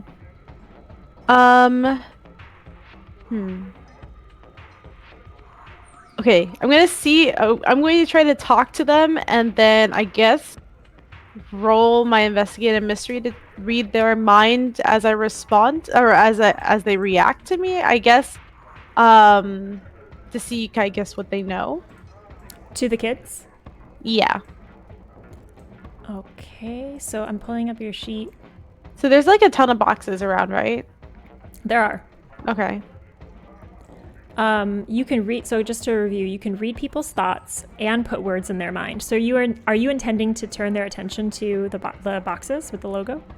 Yeah, I'm probably going to, like, I don't know, try to talk to them in a sense, like, I'm going to kick the box and be like, this is terrible for the environment. I don't know what this company is doing, just like leaving trash around. We only have one Earth.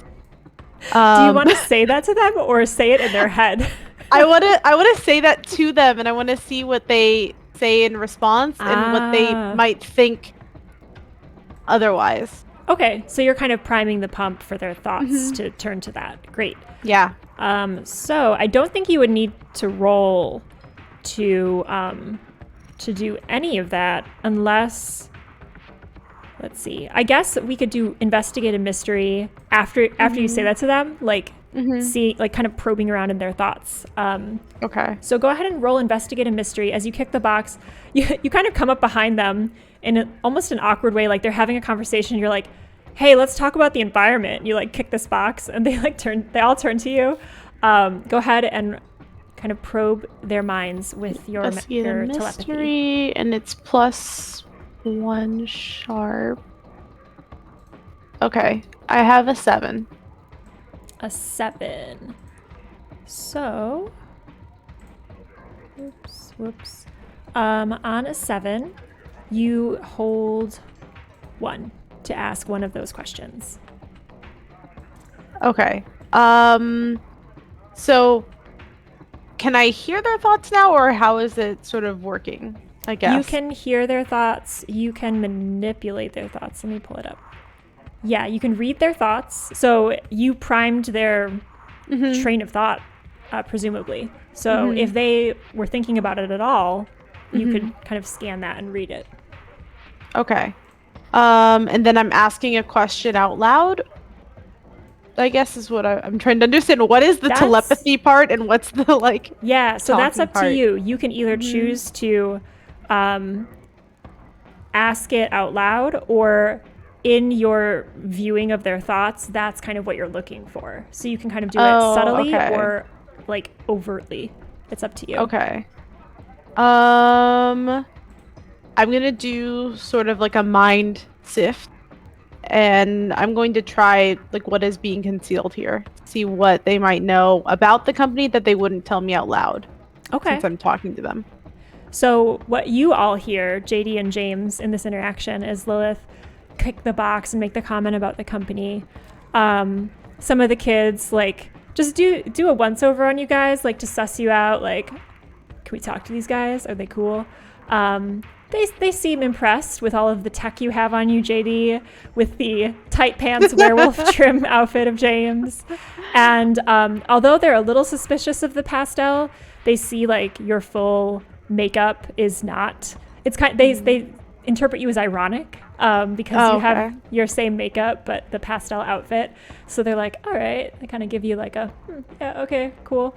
The one who is closest to you is kind of almost like a ethereal person, like a little bit of a wispiness to them.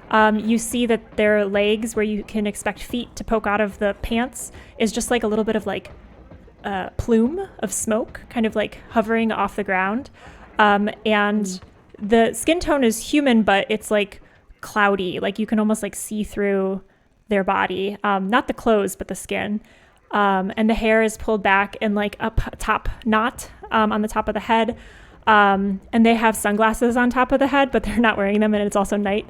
And they kind of look at you, and in their thoughts, they take a look at the box, see it's Elysium Industries. Out loud, they're like, yeah, that's, I mean, I guess it's cool because, like, they let this place get rented out for parties and stuff, but yeah, they're probably killing the environment.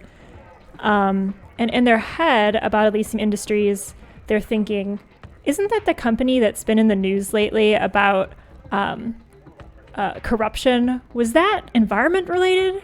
Am I supposed to know that? I don't know. Maybe just diss it and it'll be fine. Interesting. That's what you hear.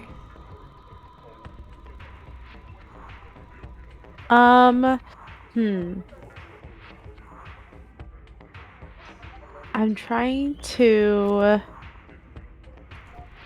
think what I can do here that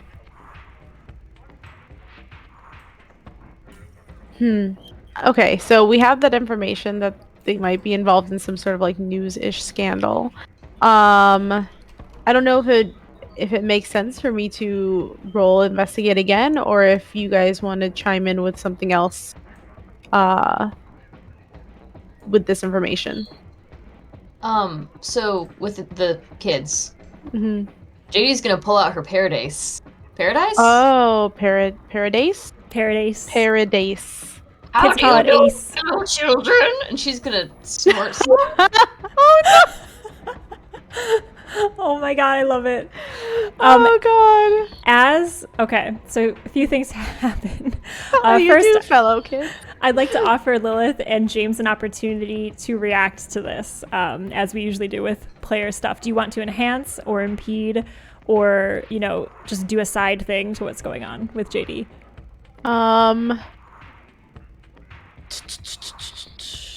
gonna leave her to it.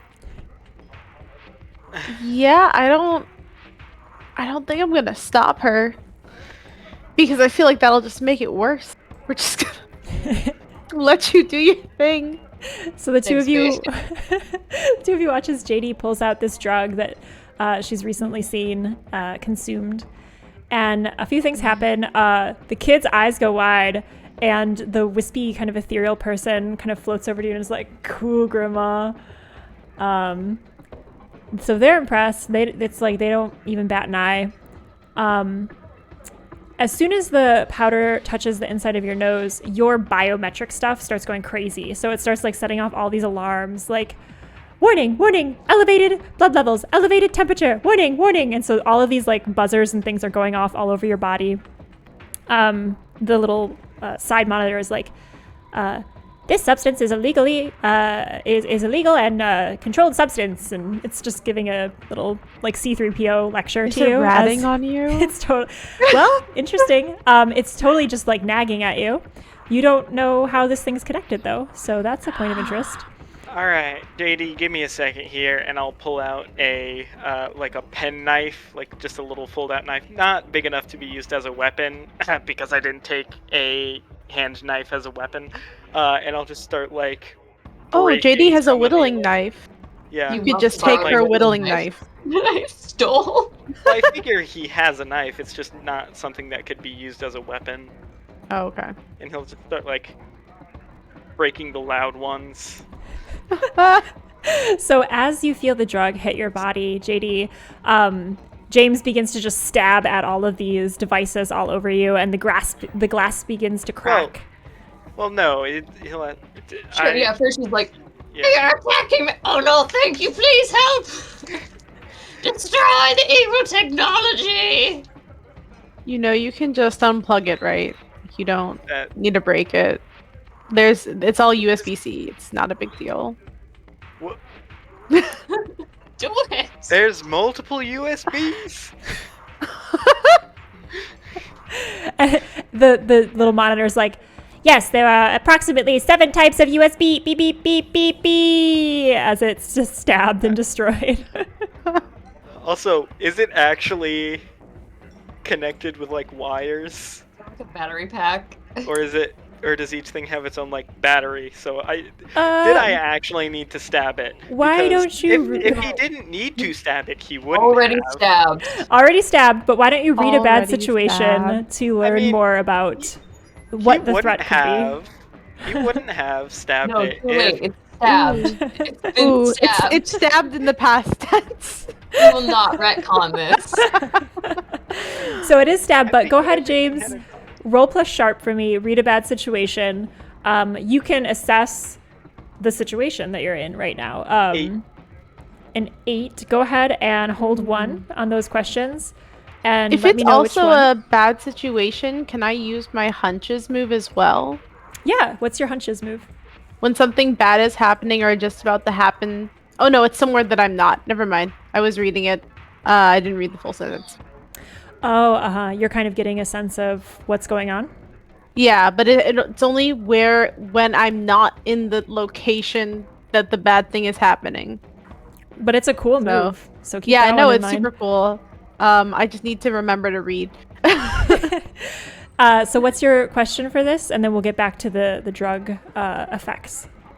So Are there James- any dangers we haven't noticed?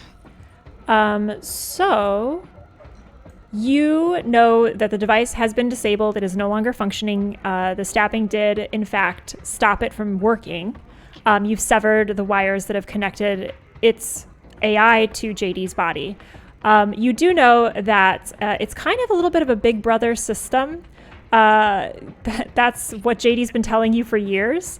And it's possible that an alert has gone out to the protectors that a substance has been ingested in a user. And there's no way to stop that signal. What's that? Nothing. I'm sorry for interrupting. No. Your mic cut out. Go ahead.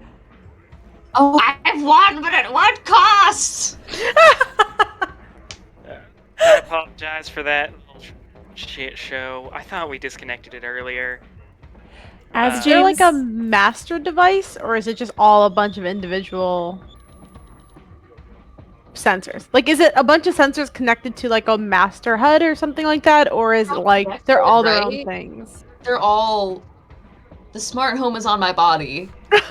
Yeah, Because pretty maybe much. if we just throw the smart home somewhere in a box and throw it, it will be nowhere near us. Let's get into the party and then we'll get rid of it. This So- is just an I'm innocent just gonna side. plant it on someone else at the party. Oh, they know there's lots of drugs here. Look, it's a warehouse party. These teens are doing drugs in the open air. They know. As you have this conversation, so here's what happened for these kids. They turn around, you trash talk Elysium Industries. A little old lady takes out some drugs and does drugs right in front of them, and then her companion begins stabbing her smart Her suit. suit starts freaking out, and then I start. It's not like frantic. It's like, come on, just shut up already. So that's what they're taking in. What you're taking in, JD, is your suit began to alert. You feel your blood pressure rising because this is what you've been warning everyone about. And how can this terrible device be on you? James quiets it, and you're thankful for it. And in that moment of peace and thankfulness, the drug begins to take effect in your body. So, mechanically, you gain +1 forward to use magic for the next hour. Also, around you, sensorially, I don't know if that's a word, but your senses begin to change and time and space begin to move a little differently. The air around you becomes kind of thick, and as you move your hand through it, you can kind of see your hand push through the airstream, and it's like you can like feel the weight of things that previously were weightless. The kids are laughing at you, kind of like in a semi-teasing way, but like also in an appreciative way, like just like, hey, yeah, all right, okay. And their laughter reverberates around you, and for a second you hear them having finished laughing, and then in another second it's the moment before they start laughing and you know what they're about to do. And this happens as 2 blips quickly in your mind, and you react to both. So you see JD kind of say, aha, Like kind of, I know you're going to laugh. And then she's like, oh, that was fun. Like in a millisecond. So time and space begin to warp around you. So there's nothing mechanical about this, but if there's a moment that you think would be impeded by this time-space warp, just blend that into what you're doing. Roleplay it. Mm-hmm. But I was just like, my hands! They could touch anything but themselves! I'm gonna lean into the kids in front of us and be like, we go hard. The kind of wispy person nods. I can see that. Yeah. No, totally. Are you guys like environmentalists, or like you said you hate Elysium Industries? Like what's your deal? As I'm wearing a werewolf fur badge. Or werewolf- Ethically sourced. I don't know if that's possible because werewolves are our friends in this world. So it's like wearing a human werewolves are- skin jacket. It's one that's already Maybe dead. is it like died what of they do to natural sheep? causes, and then we skinned them. Is it like what you do to sheep, where you take off like the top layer, but it'll grow back? Like it'll. When you shear them, it's not their skin. Oh, okay. I don't know. I don't know. Is that- Oh my god. Yeah, wait. What's the logistics of this? It's ethically sourced, okay? It was labeled ethically sourced, and therefore nothing to see here. Well, we do know Is it- there are wild Is it werewolves. werewolf skin or werewolf Oh. fur? I thought it was fur. Okay, werewolf fur. Very different from werewolf skin. Okay. Very Fur has different. skin attached, bud, but alright, go off. Well, We're learning so much about the logistics of fur coats. We're building the lore together. well, wait. Wait. It is fur. Is the skin attached to the fur? Is that how it werewolf works? skinned? It feels, for me, it's kind of like a fur trim. So I don't think, Okay, I don't know slightly. logistically if there's skin on that. He still doesn't like it, but Is it one of those things where you like agree to donate your organs after you die, and that's just I don't know what they do with it if I'm the skin is choosing to attached? picture it as more of like, not cheap as in like it's necessary, which is why it's the whole ethically sourced deal. But where like you don't really take anything from them; it'll grow back. It could be. Or, monster hunters do fight werewolves. Like werewolves that are attacking people. So maybe it comes from werewolves that have been One you defeated. defeated by monster hunters. 100%. He would One do that he would monster wear- hunters would defeat. Yeah. Mm. The tag shows like the name of the hunter who defeated it and like the year. Like Like the person on the tomato, the plastic tomato thing. I don't know. There's like a little cherry tomato box, and you pull it up, and it's like, this was farmed by so and so, and it has like a yeah, little picture of them. basically I a love little it. bio. Like you see them with eggs too. They're like the chickens that contributed to these eggs were like Henrietta and Gretchen and All that stuff, yeah. the names. So you're wearing that fur. But yeah, they look at you and they're like, you're like environmentalists, or like, what brings you here? We're super into nonconformity and we just don't go with the flow. And sometimes not going with the flow means going with the flow. And I'm just gonna try to confuse them, honestly, at this point. Are you trying to manipulate them to some end? Leave us alone. Stop asking questions. Well, that's easy enough to do. They're happy to comply with that if you'd like them to kind of check out from your situation. These guys get in. Oh, no, Let's use hold on, them to hold go on. inside. Yeah. Let's see. I would like to attempt to manipulate them via telepathy again. Ooh, okay. I kind of want to make it be for them to think like this might be the next big thing and like we can get ahead of like the curve. Like To what specifically is the interest point that you're trying to plant for them? the conforming nonconformity. As in like we're wearing something that contradicts ourselves, but it's in what was the word? Like not satirically. What am I trying to say? Oh, ironically? Ironically, yes, that's the word. So kind of like that. We're doing exactly what we're conforming to do, but in a ironic way. And That's what's what I'm the going to outcome you pretend. want from them?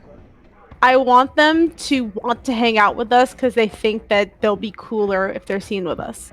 Cool. I love this. Okay, so go ahead and roll manipulate someone with charm, but you're doing it telepathically.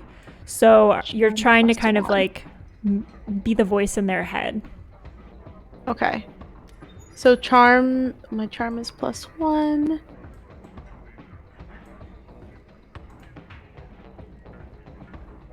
I rolled a 13. I was like, that face is either good or bad. That's the face of a nat 12, but then plus the 1. Awesome. So that is on a 12 plus. Not only do they do what you want right now, they also become your ally for the rest of the mystery. So you have just adopted teenagers. you guys have recruited a group of drugged out teenagers. Squad, you guys! Oh my god! Okay. Sparkles. That's amazing. Wow. All right. Oh god. Oh, this is gonna be great. Okay.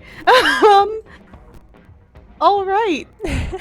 Do we know their names? Do we Yeah, what introduce ourselves? So what do they hear in their head as as you're kind of probing into the mind of this person? Who's like the leader of the group, the de facto leader? I'm guessing the ethereal being. I don't know what their gender is. Being. Mm-hmm. What do and they I'm hear in gonna- their head? They're gonna hear, I guess, be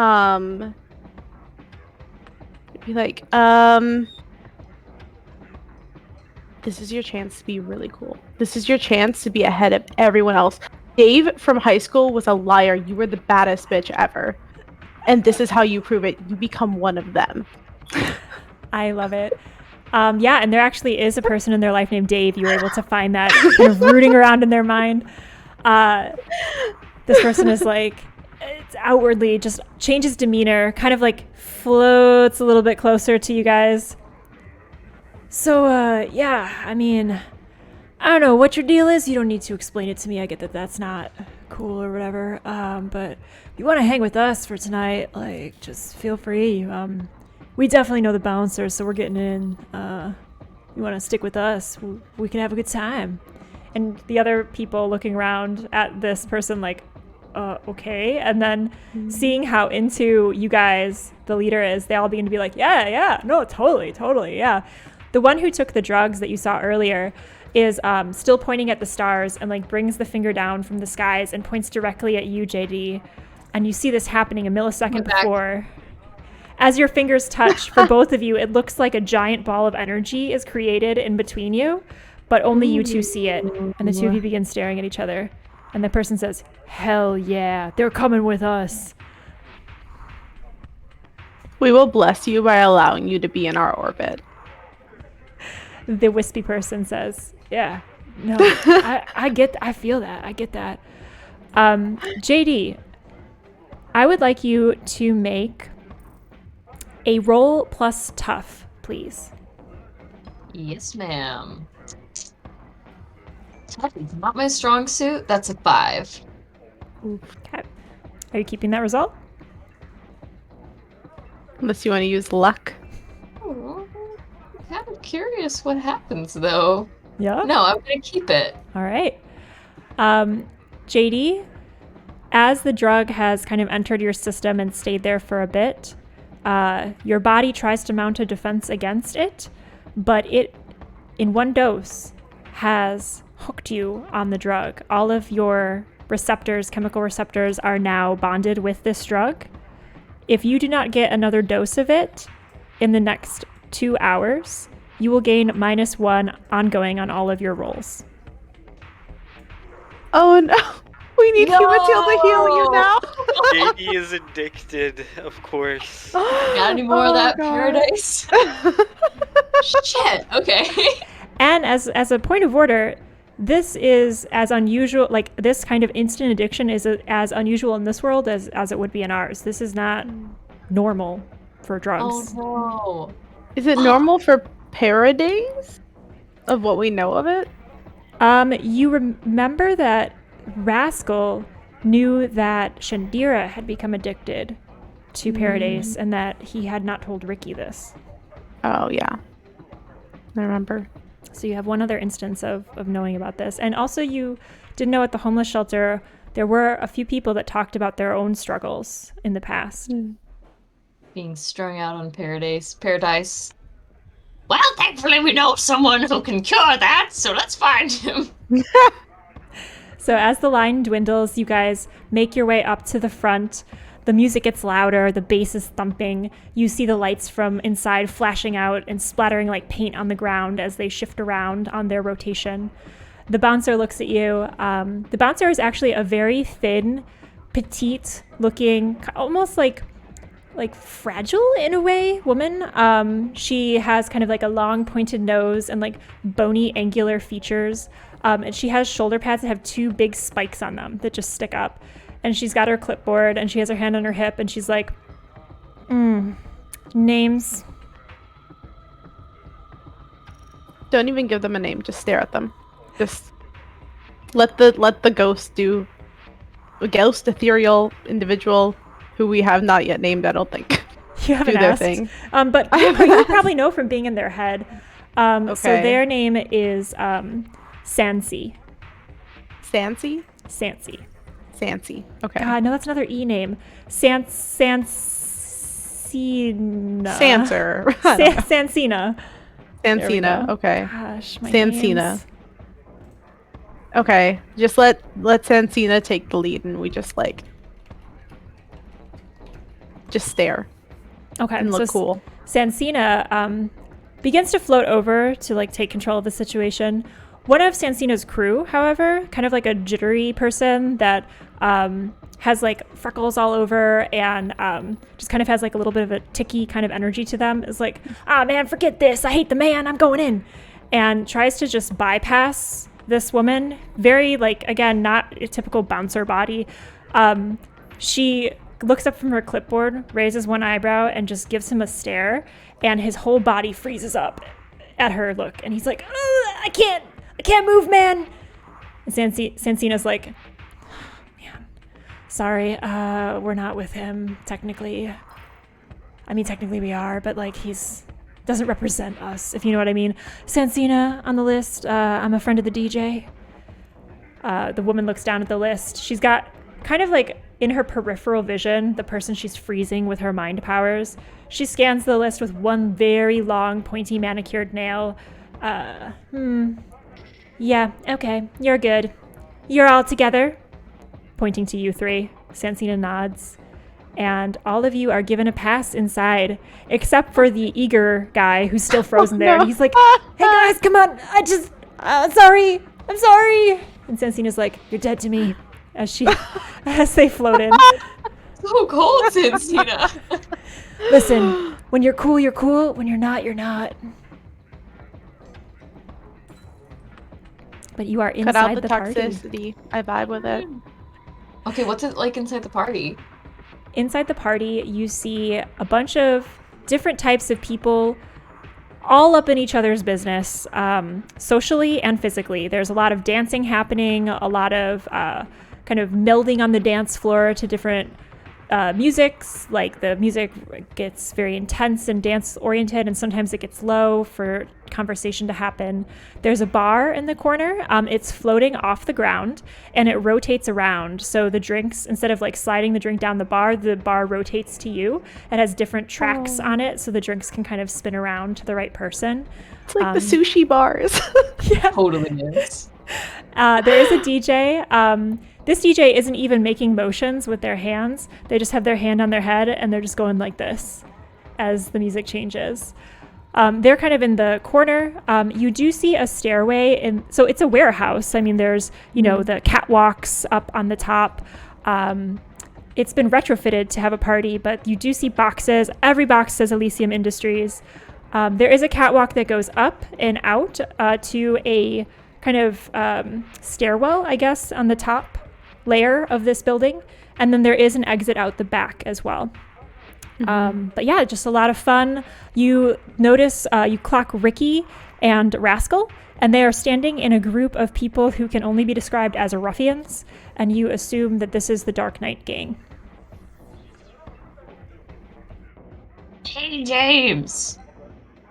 What do you call a house that changes once a month? What? A warehouse!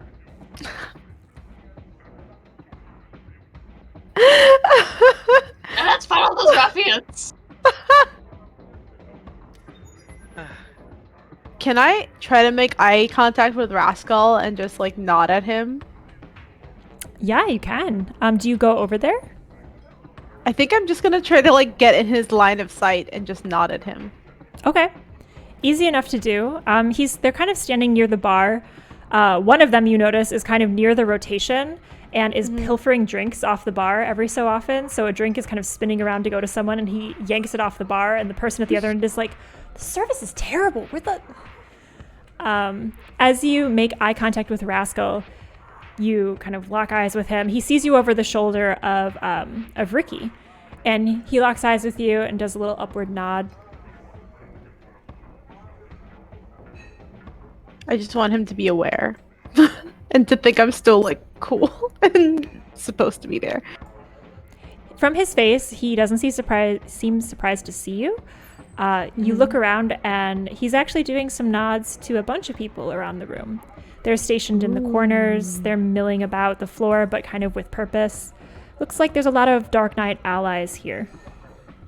And he's marked you as one of them. Just, I guess, keep an eye on them.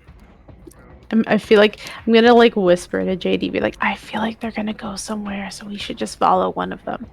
Why don't you roll Read a Bad Situation as you clock all of these Dark Knight members with Sharp. Okay, with Sharp. I have +1 to Sharp.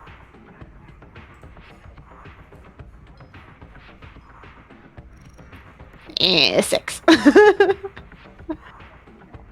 All right, with a 6, Can I also try to read a bad situation? you can definitely help. Oh, fuck, I'm way less good at helping. Okay. What's the... for help? Cool. Cool. Ah! No. Yeah. But Cool. as a reminder,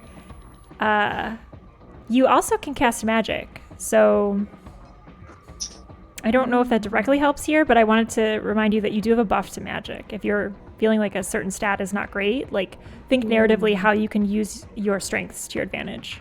Great. Okay. You did like a glittery tracking device, more or less. Maybe you could use something similar here, I guess, to follow them if we wanted to. Huddle up. I don't think they're going anywhere. I think that this is where they're going to do some sort of ceremony. Or something is going to happen here. We just have to figure out what. What'd you get on your help? Oh, 6. 6, okay. And your read was also 5? Tech? Oh, I think I had a 6. It was 5 + 1. Okay. Yeah, 5 + 1. So, as a result of a failed roll and a failed help, how, like, you're just kind of like looking around and kind of clocking people. You do notice that one of the Dark Knights clocks you back and does not recognize you as one of them, and is just keeping an eye on both of you. So there's a person near the stairs that go up to the catwalk and to the stairwell up there. They're suspicious of you both. But yes, continue your huddle. I just wanted to resolve that. Okay, I have an idea. I can use magic to bar a certain type of creature from a place. What if I barred demons from this place? I think we would want to actually, hunt the demons if they're involved here and not just keep them out. We want them here. Okay. How about this? I wonder if I can detect demonic energy or plans to do a weird ritual. Are protectors human? I think some of them are. Oh, I was just curious in case they were like a They're all type like of mono race. humanoids. They're not like robots or anything. They're Ah, humanoids. okay. Yeah, they have Cool. technology, I think, that enhances their abilities. But they're Maybe- not robots. Maybe like a body modification, I would think. Probably a part of the onboarding process.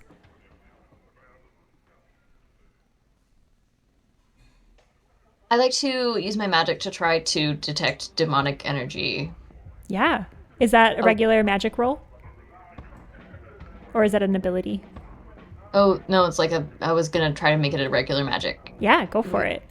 Yeah, okay. That's one thing that is beyond human limitations. That's a very big Yeah, blanket effect. I can detect good and evil, if Mhm. you will. Yep. Yeah, So basically, actually, magic is +5 easy in this game because it's like really literally whatever you want to do, you can do with magic. magic. What did you get? I rolled a 10 and then +4 weird, normally +1 from being on drugs. Means 15. Holy cow! Holy No. moly. Dang. Okay. So on a 12 plus, the keeper will offer you some added benefit, and it happens without issue. Choose your effect, so you don't have to pick a glitch. So describe first of all how you do this magic. Like, what does it look like in this club? Is like the lights are flashing on you. What is JD doing? Yeah, so she, first of all, she like lifts up her fingers and starts to wiggle them, and her eyes roll back in her head, and she starts to go like, and she starts going to sense demonic energy. Awesome. Oh my goodness. Okay, so what happens is you sent like it's almost like a little EMP of magic, boom, that just flashes out through the crowd in a circle around you. And for those sensitive to magic, they feel it pass through them like a chill just goes through their body. And for those who are not sensitive to magic, they are completely unaware. You notice a lot of people are overly sensitive to this magic, and it seems like a lot of people in here might be also on Paradise, as they are kind of hyper aware of this probe that you've sent out. Demonic energy. So, you don't sense any demons here in this room. However, you feel traces of demonic energy all over this room. You can almost see it like handprints on the boxes around you, the Elysium Industry boxes. They seem to have been touched, handled by some type of demonic energy. You also see it on like doorknobs. Like if you're like a forensic demonic energy scientist, like it's on door handles, the banister railings going up and down the stairs, footprints leading in and out of this place. So demonic presence has been here, but there is no one here right now that would, set off your radar. I see demon fingerprints. James, maybe with your tracking skills we can find them, but let's go open one of those Elysium Industries boxes. I want to see what's inside them.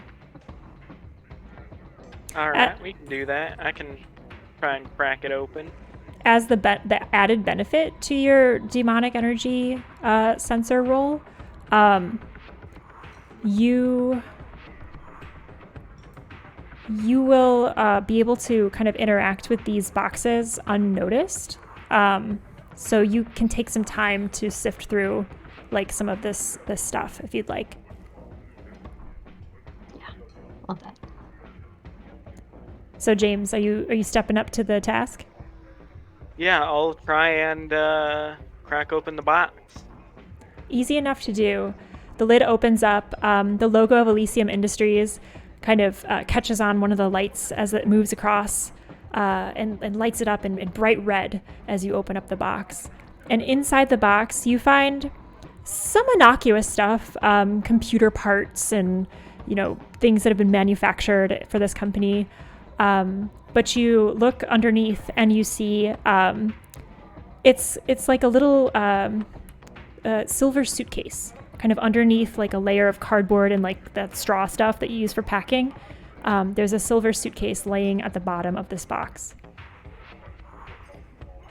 Oh, and it also lights up with your demonic energy meter. Is there a key? Is there a place you could put a key into it? You take it out and look at it, and it appears to be regular clasps. So we can just open it. We should just open it. I think James is technically handling it, right? Yep. James, open it! James, open it! Yep. Open it! I will try and open it. I love that. I loved that pause. It was like James is just holding it and you guys are like, open it, open it, open it. As you open the suitcase, you can do this all surreptitiously because that is your added benefit for having a bomb demonic presence roll. Because there are Dark Knights crawling all over this place and I would love to have them look at you, but that's your bonus. So enjoy your investigation moment. You open your suitcase and you see in it row after row after row of vials full of paradise. At the bottom of an Elysium Industries box. Ooh. Ooh. Oh, that's good because Alma's now addicted to this, so load her up. JD, is this the big pharma you were talking about? Oh no! Oh no! Are you a victim of big pharma? Oh no! Yeah, we're gonna put these away, JD. Are you gonna dose her a little over time? No. Just not at No. all? She's gonna I don't take it in 2 hours, it's gonna get bad, so I'm just gonna take one. You can't Nope. stop me, but we'll get No, the rest. I can. I very well can. So James is holding the suitcase, and JD, you know your body needs this now. What do you do? I'm going to be trying to put it back in the box. Kind of get rid of our trace. Cover our tracks. Alright, James, enjoy that. I'm going to go use the ladies' lavatory.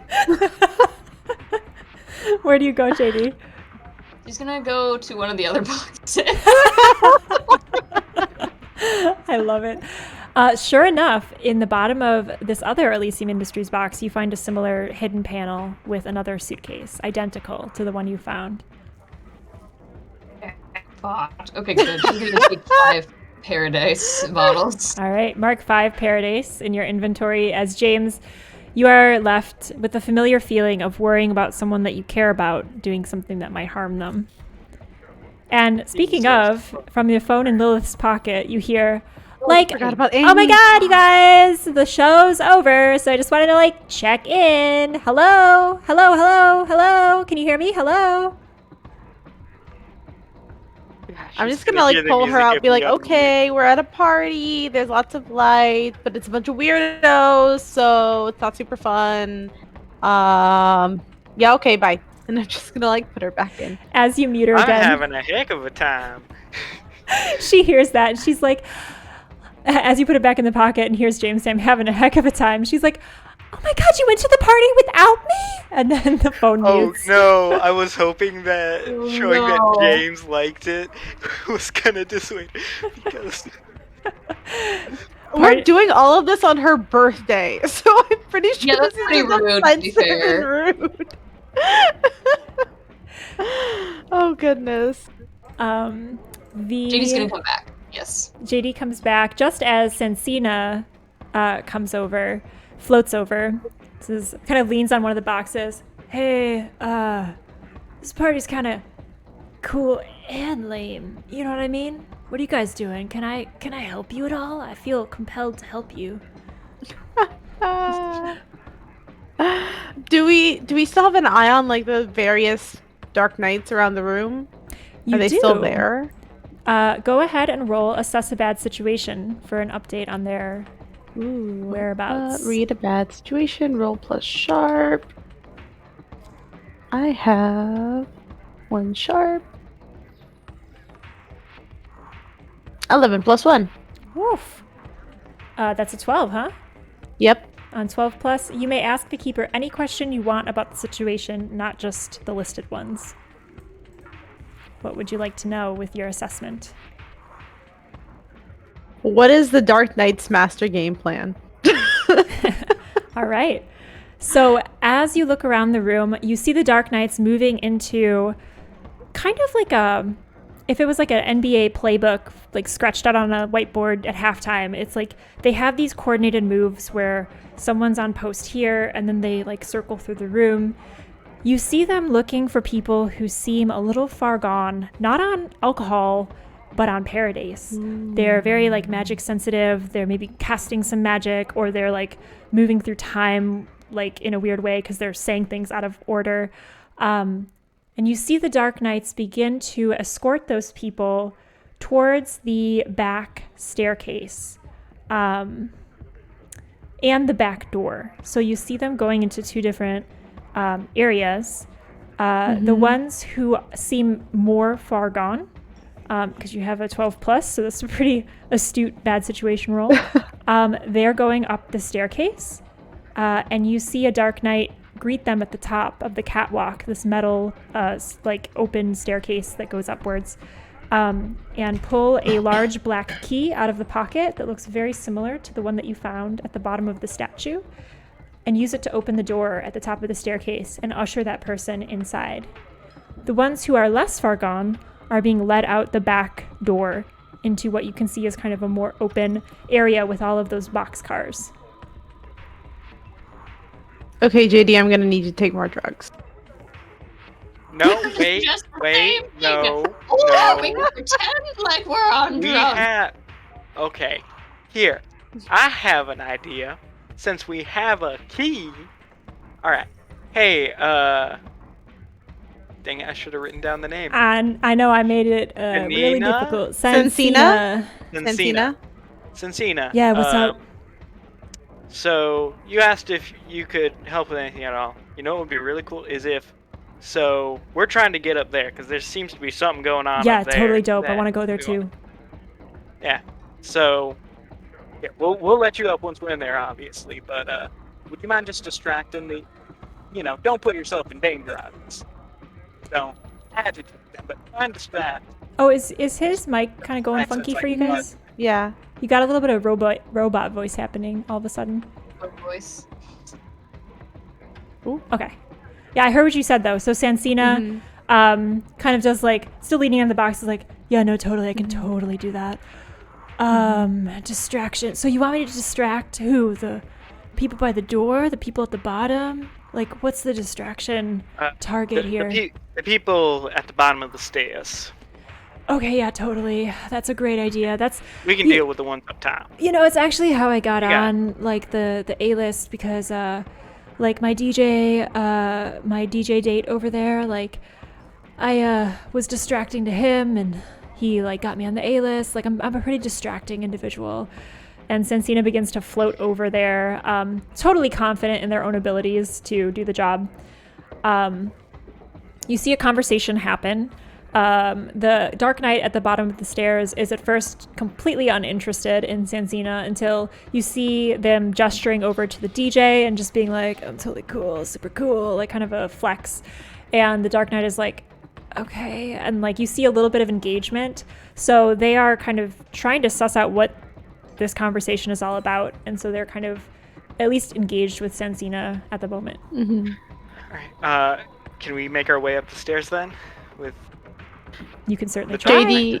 JD, you have to pretend like you're on more drugs than you are, or take more drugs. You get to pick. I'm gonna act all crazy, which is one of the Flake's moves. I can find the thing. Often overlooked. When you act all crazy to avoid something, roll plus weird. On a 10 plus, you're regarded as unthreatening and unimportant. Ooh. Okay, so she's gonna. Oh, I'm the Queen of England, and she's gonna like crab walk up the stairs. Howdy, partner. And if she's doing that, James is just gonna walk alongside her, just like, you know what? The best way to make people think you belong somewhere is to act like you belong somewhere. Nice. True. All right. And what is Lilith doing? I'm gonna sort of like herd her up there to be like, I'm just gonna get her out of here. Like I'm trying to escort her up to where the other also conked out people are. Okay. You're like taking me because you're a Dark Knight. Yeah. Yeah. I'm just gonna like side note, like while this guy's distracted by Sensina, just kind of side note, be like, oh, Rascal told me just take her up, and just like kind of use that as a side note to go up the stairs. All right. Great. So I'm going to use my residual hex power, or jinx, sorry, jinx power. At this moment, Lilith, you feel your forehead begin to burn, your inner eye, from the jinx you miscast earlier at Hex Fest. Oh, no. You tried to interfere with what a bystander was trying to do, and the hex comes boomeranging back and hits Sansina. So what happens is Sansina's distraction fails. It would have probably been helpful, but the hex just completely fails, or I'm sorry, the jinx completely fails this interaction. So the Dark Knight has their full attention to the three of you. And, you know, isn't just kind of like waving you on. They're engaging with you. However, you have Rascal's name. And so this Dark Knight clocks that and does accept you as one of the Dark Knights. However, it's not, this isn't usually how people are brought up. This guy doesn't even seem drugged. It's a little weird. I'm going to need you to roll to manipulate someone with charm. Okay. Me or them? Yeah, me. You need to manipulate the Dark Knight, Okay. Lilith. And James, if you'd like to help out, the only way you could do that is to pretend to be more drugged than you are. Would you like to attempt that deception?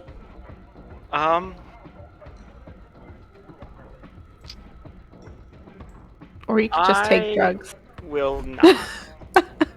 You will not. Okay. You will not. So Okay.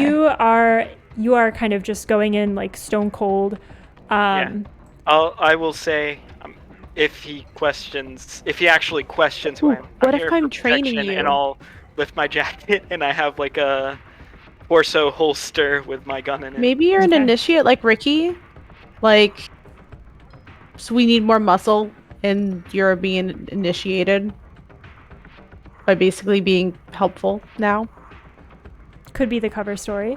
So that's your situation, Lilith. You have Okay. one guy who's just like, Manipulate. I'm here, I'm doing this. And then you've got old acting weird over here, Crap, walking up the stairs as someone who's also on Paradise and has been identified as being on the drug.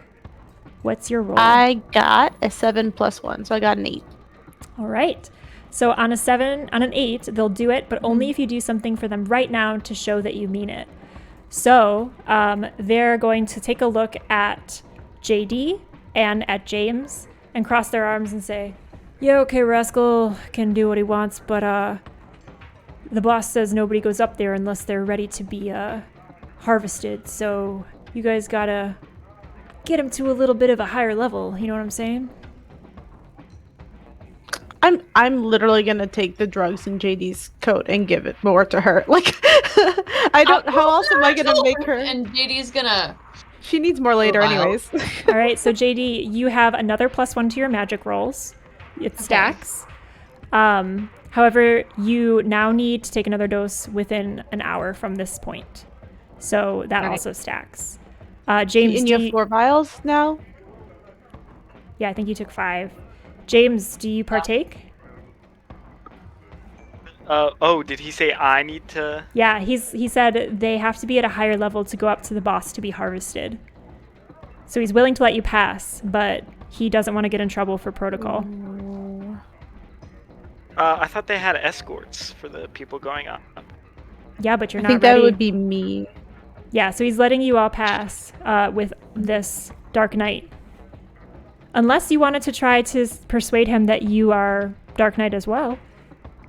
That's Or an what I was going initiate. for. Yeah, like, basically I'm her +1. I'm here to be muscle. Yeah. Basically. As you say this, roll manipulate him on that point.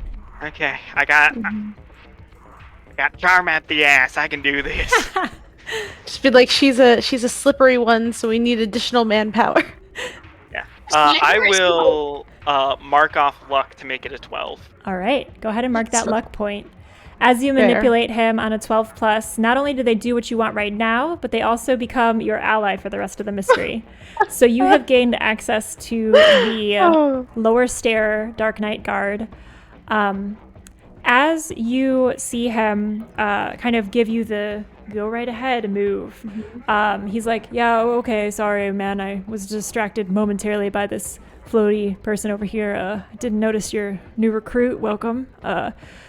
If Sweet. he looks away, I'll give a thumbs up to the. JD, you see the thumbs up happen as like a kind of like a retro piece of art where it's like blink, it's like blink blink blink blink blink, like all the colors like come at you.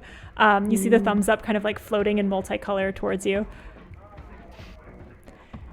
He lets you pass. I've ever been to. Okay. Oh no, go ahead.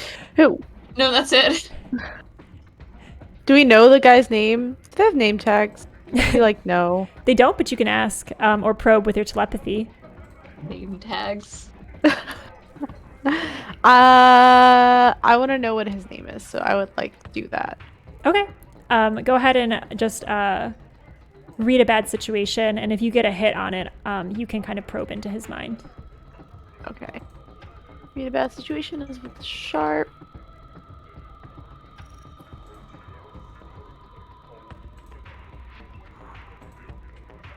This +1.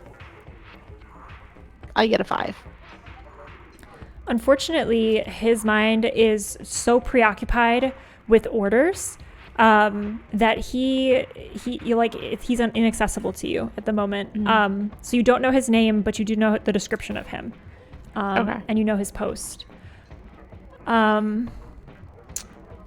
JD, because of your increased dose, you are able to, like, this space-time effect amplifies, and the door to your left, so you know that the staircase is where you're headed, and you know that's where the people whoever is going to be harvested, whatever that means, goes up there. To your left, you see people who have perhaps just like dabbled in paradise, and they're like kind of partying their way out this back door. In this stack of boxcars, you see people kind of with dark knights surrounding them, just like in a very menacing like way, kind of just like doing that arm on the wall, like, hey, I'm here kind of a move, as people are being forced to ingest more paradise to prime them to go upstairs. This is like a back room forced kind of ingestion area, and the dark knights have their hands on their hips, and you notice the glint of metal as your mind kind of moves through space and time to see this scene, like your bird's eye view hovering above it, and then your mind is back in your own head, and you're kind of back in the warehouse, and you shake your head and like have this knowledge. It's worth being all the people are. The jet fueled in 9/11, and she's gonna wink at Lilith, like, okay, but take some of that seriously. So do we passed the first guard? Is there another guard at the top of the stairs? There is a locked door at the top of the stairs. Oh, okay. Alright, we have the key. We I'm have gonna the key. try to use the key. The key fits into the lock. You see Sensina at the bottom kind of give you a floaty wave, like, am I coming? Kind of a wave. Oh. Gonna salute her. I mean, if we wave her up, it's not gonna mean anything because he's not gonna let her pass. God. What do you do? And doesn't want to endanger, but he also doesn't want to lie to his friend. To his friend.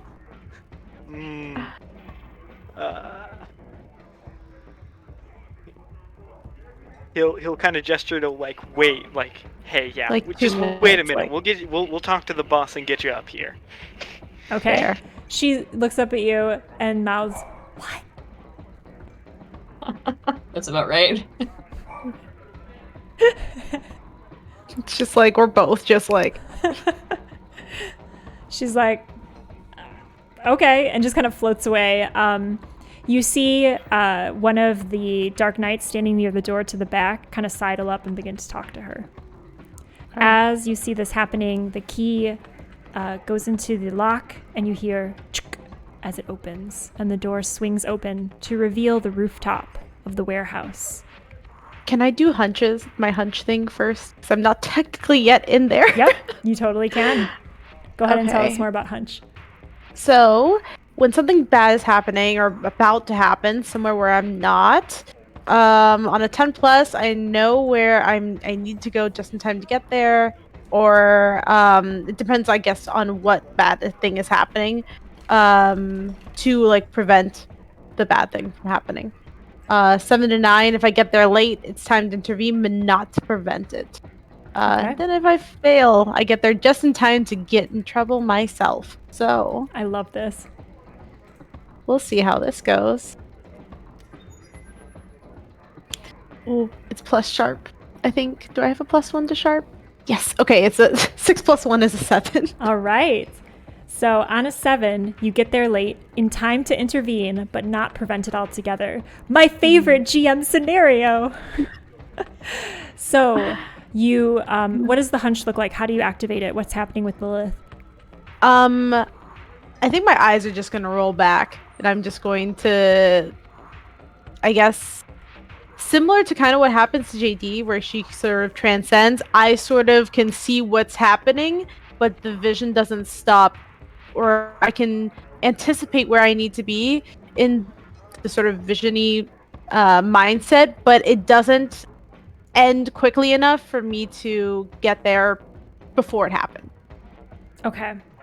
So this transpires, and your hunch shows you kind of like flashing forward only a little bit in space into the exterior of the rooftop.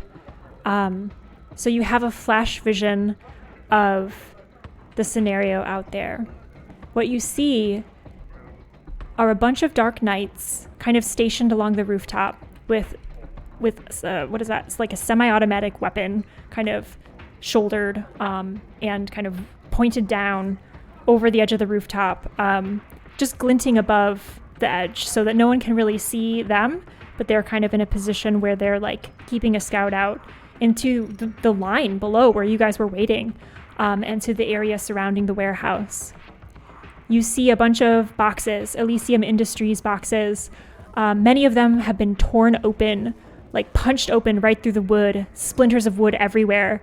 The suitcases have all been opened, and the vials and smashed glass are everywhere and crunch underfoot. You see a large looming figure in the center of the rooftop. He's sitting in front of the air conditioner, which is behind him, almost like a big throne. The fans are whirring and buzzing behind him, keeping the place cool, but kind of like blowing the air forward and dramatically as he sits in front of it on a stack of boxes on a makeshift chair throne situation. The figure is familiar to you because you've seen it before, but only in effigy in the statue. The face is broad. The eyes, however, are no longer kind like they were portrayed. They are black, like no pupil, no white, nothing, just black voids. You can almost see like energy swirling around within the eye space. And the smile lines are gone. They're kind of sagging low, and black, almost venomous energy is kind of crackling through the face, through the skin. There are wings behind this creature, but the wings are skeletal, with a few feathers kind of hanging on and drifting downwards. He's wearing a beautiful angelic robe, but it's stained with blood, splatters all over it. And he's sitting there with his fingers steepled, leaning forward. And the figure of a half-werewolf girl, Shandira, is in front of him. She is strung out on Paradise. She's like clutching at nothing, looking around and saying, "Humatil, you're right, it's so beautiful. I love helping people. This is great. Thank you, Humatil." His steepled fingers get closer to her. And this is your hunch, this is your feeling. Something terrible is about to happen to Shandira. You three burst through the door, and you do have the element of surprise, except your phone in your pocket goes, "Oh my God, you guys, what are you doing? It's been forever." And Amy's voice blasts out through the rooftop, and all of the guards turn to you. You hear the guns, activate, and Humatil stops and looks up at you. Welcome. Welcome. Let me heal you. And he reaches out with his fingers, and black energy begins to crackle. Players, do you want to continue, or shall we pick up in another session? It's noon, so I wanted to check in. I don't want to rush the like BBEG part of this Well, I personally. really wanna, like, Yeah, no. I wanna enjoy want this. to be the full thing. Like, if I know this that we is- keep like extending it, but like I'm okay with that if Yeah. you are. I feel like Yeah. no, I don't. I personally, we've built up to this over 2 sessions. I don't want to like rush it at the end. Yeah. There's Cool. like a cinematic, like, before the end of the episode, there's like James reaching inside his vest, and, you know. Yeah, Like, so Lilith has like the crackling magic, and I don't know, whatever JD is doing. JD's got something. I don't cooked know up. what. JD just like just fixes her Adjust tin the cap hat. a little bit to just be sturdier on her head for Hard constant combat. adjustment. It's very slippery. It's slides all over the place. Well, if players are okay coming back for another session, then yes, let's have their cinematic moment. So you see Humatil say, "Let me heal you." What do the three of you do? How does the frame freeze as like the episode ends? Like, let's hear your cinematic description as the door bursts open. Well, something you mentioned is that like my like hidden eye, third eye thing, which is kind of new to me, but I'm gonna say I guess when Lilith is experiencing danger, that like lights up purple and starts like glowing and crackling, and that'll be my like an activation of something I didn't know I had in the form of hexes that I gained this session. Awesome, cool. So we'll get to see those hexes in use, I hope.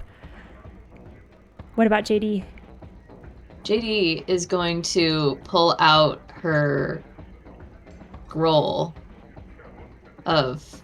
Hold on, where the fuck is my cure? You have Her the curative healing guardian angel scroll, and she unfurls it like this.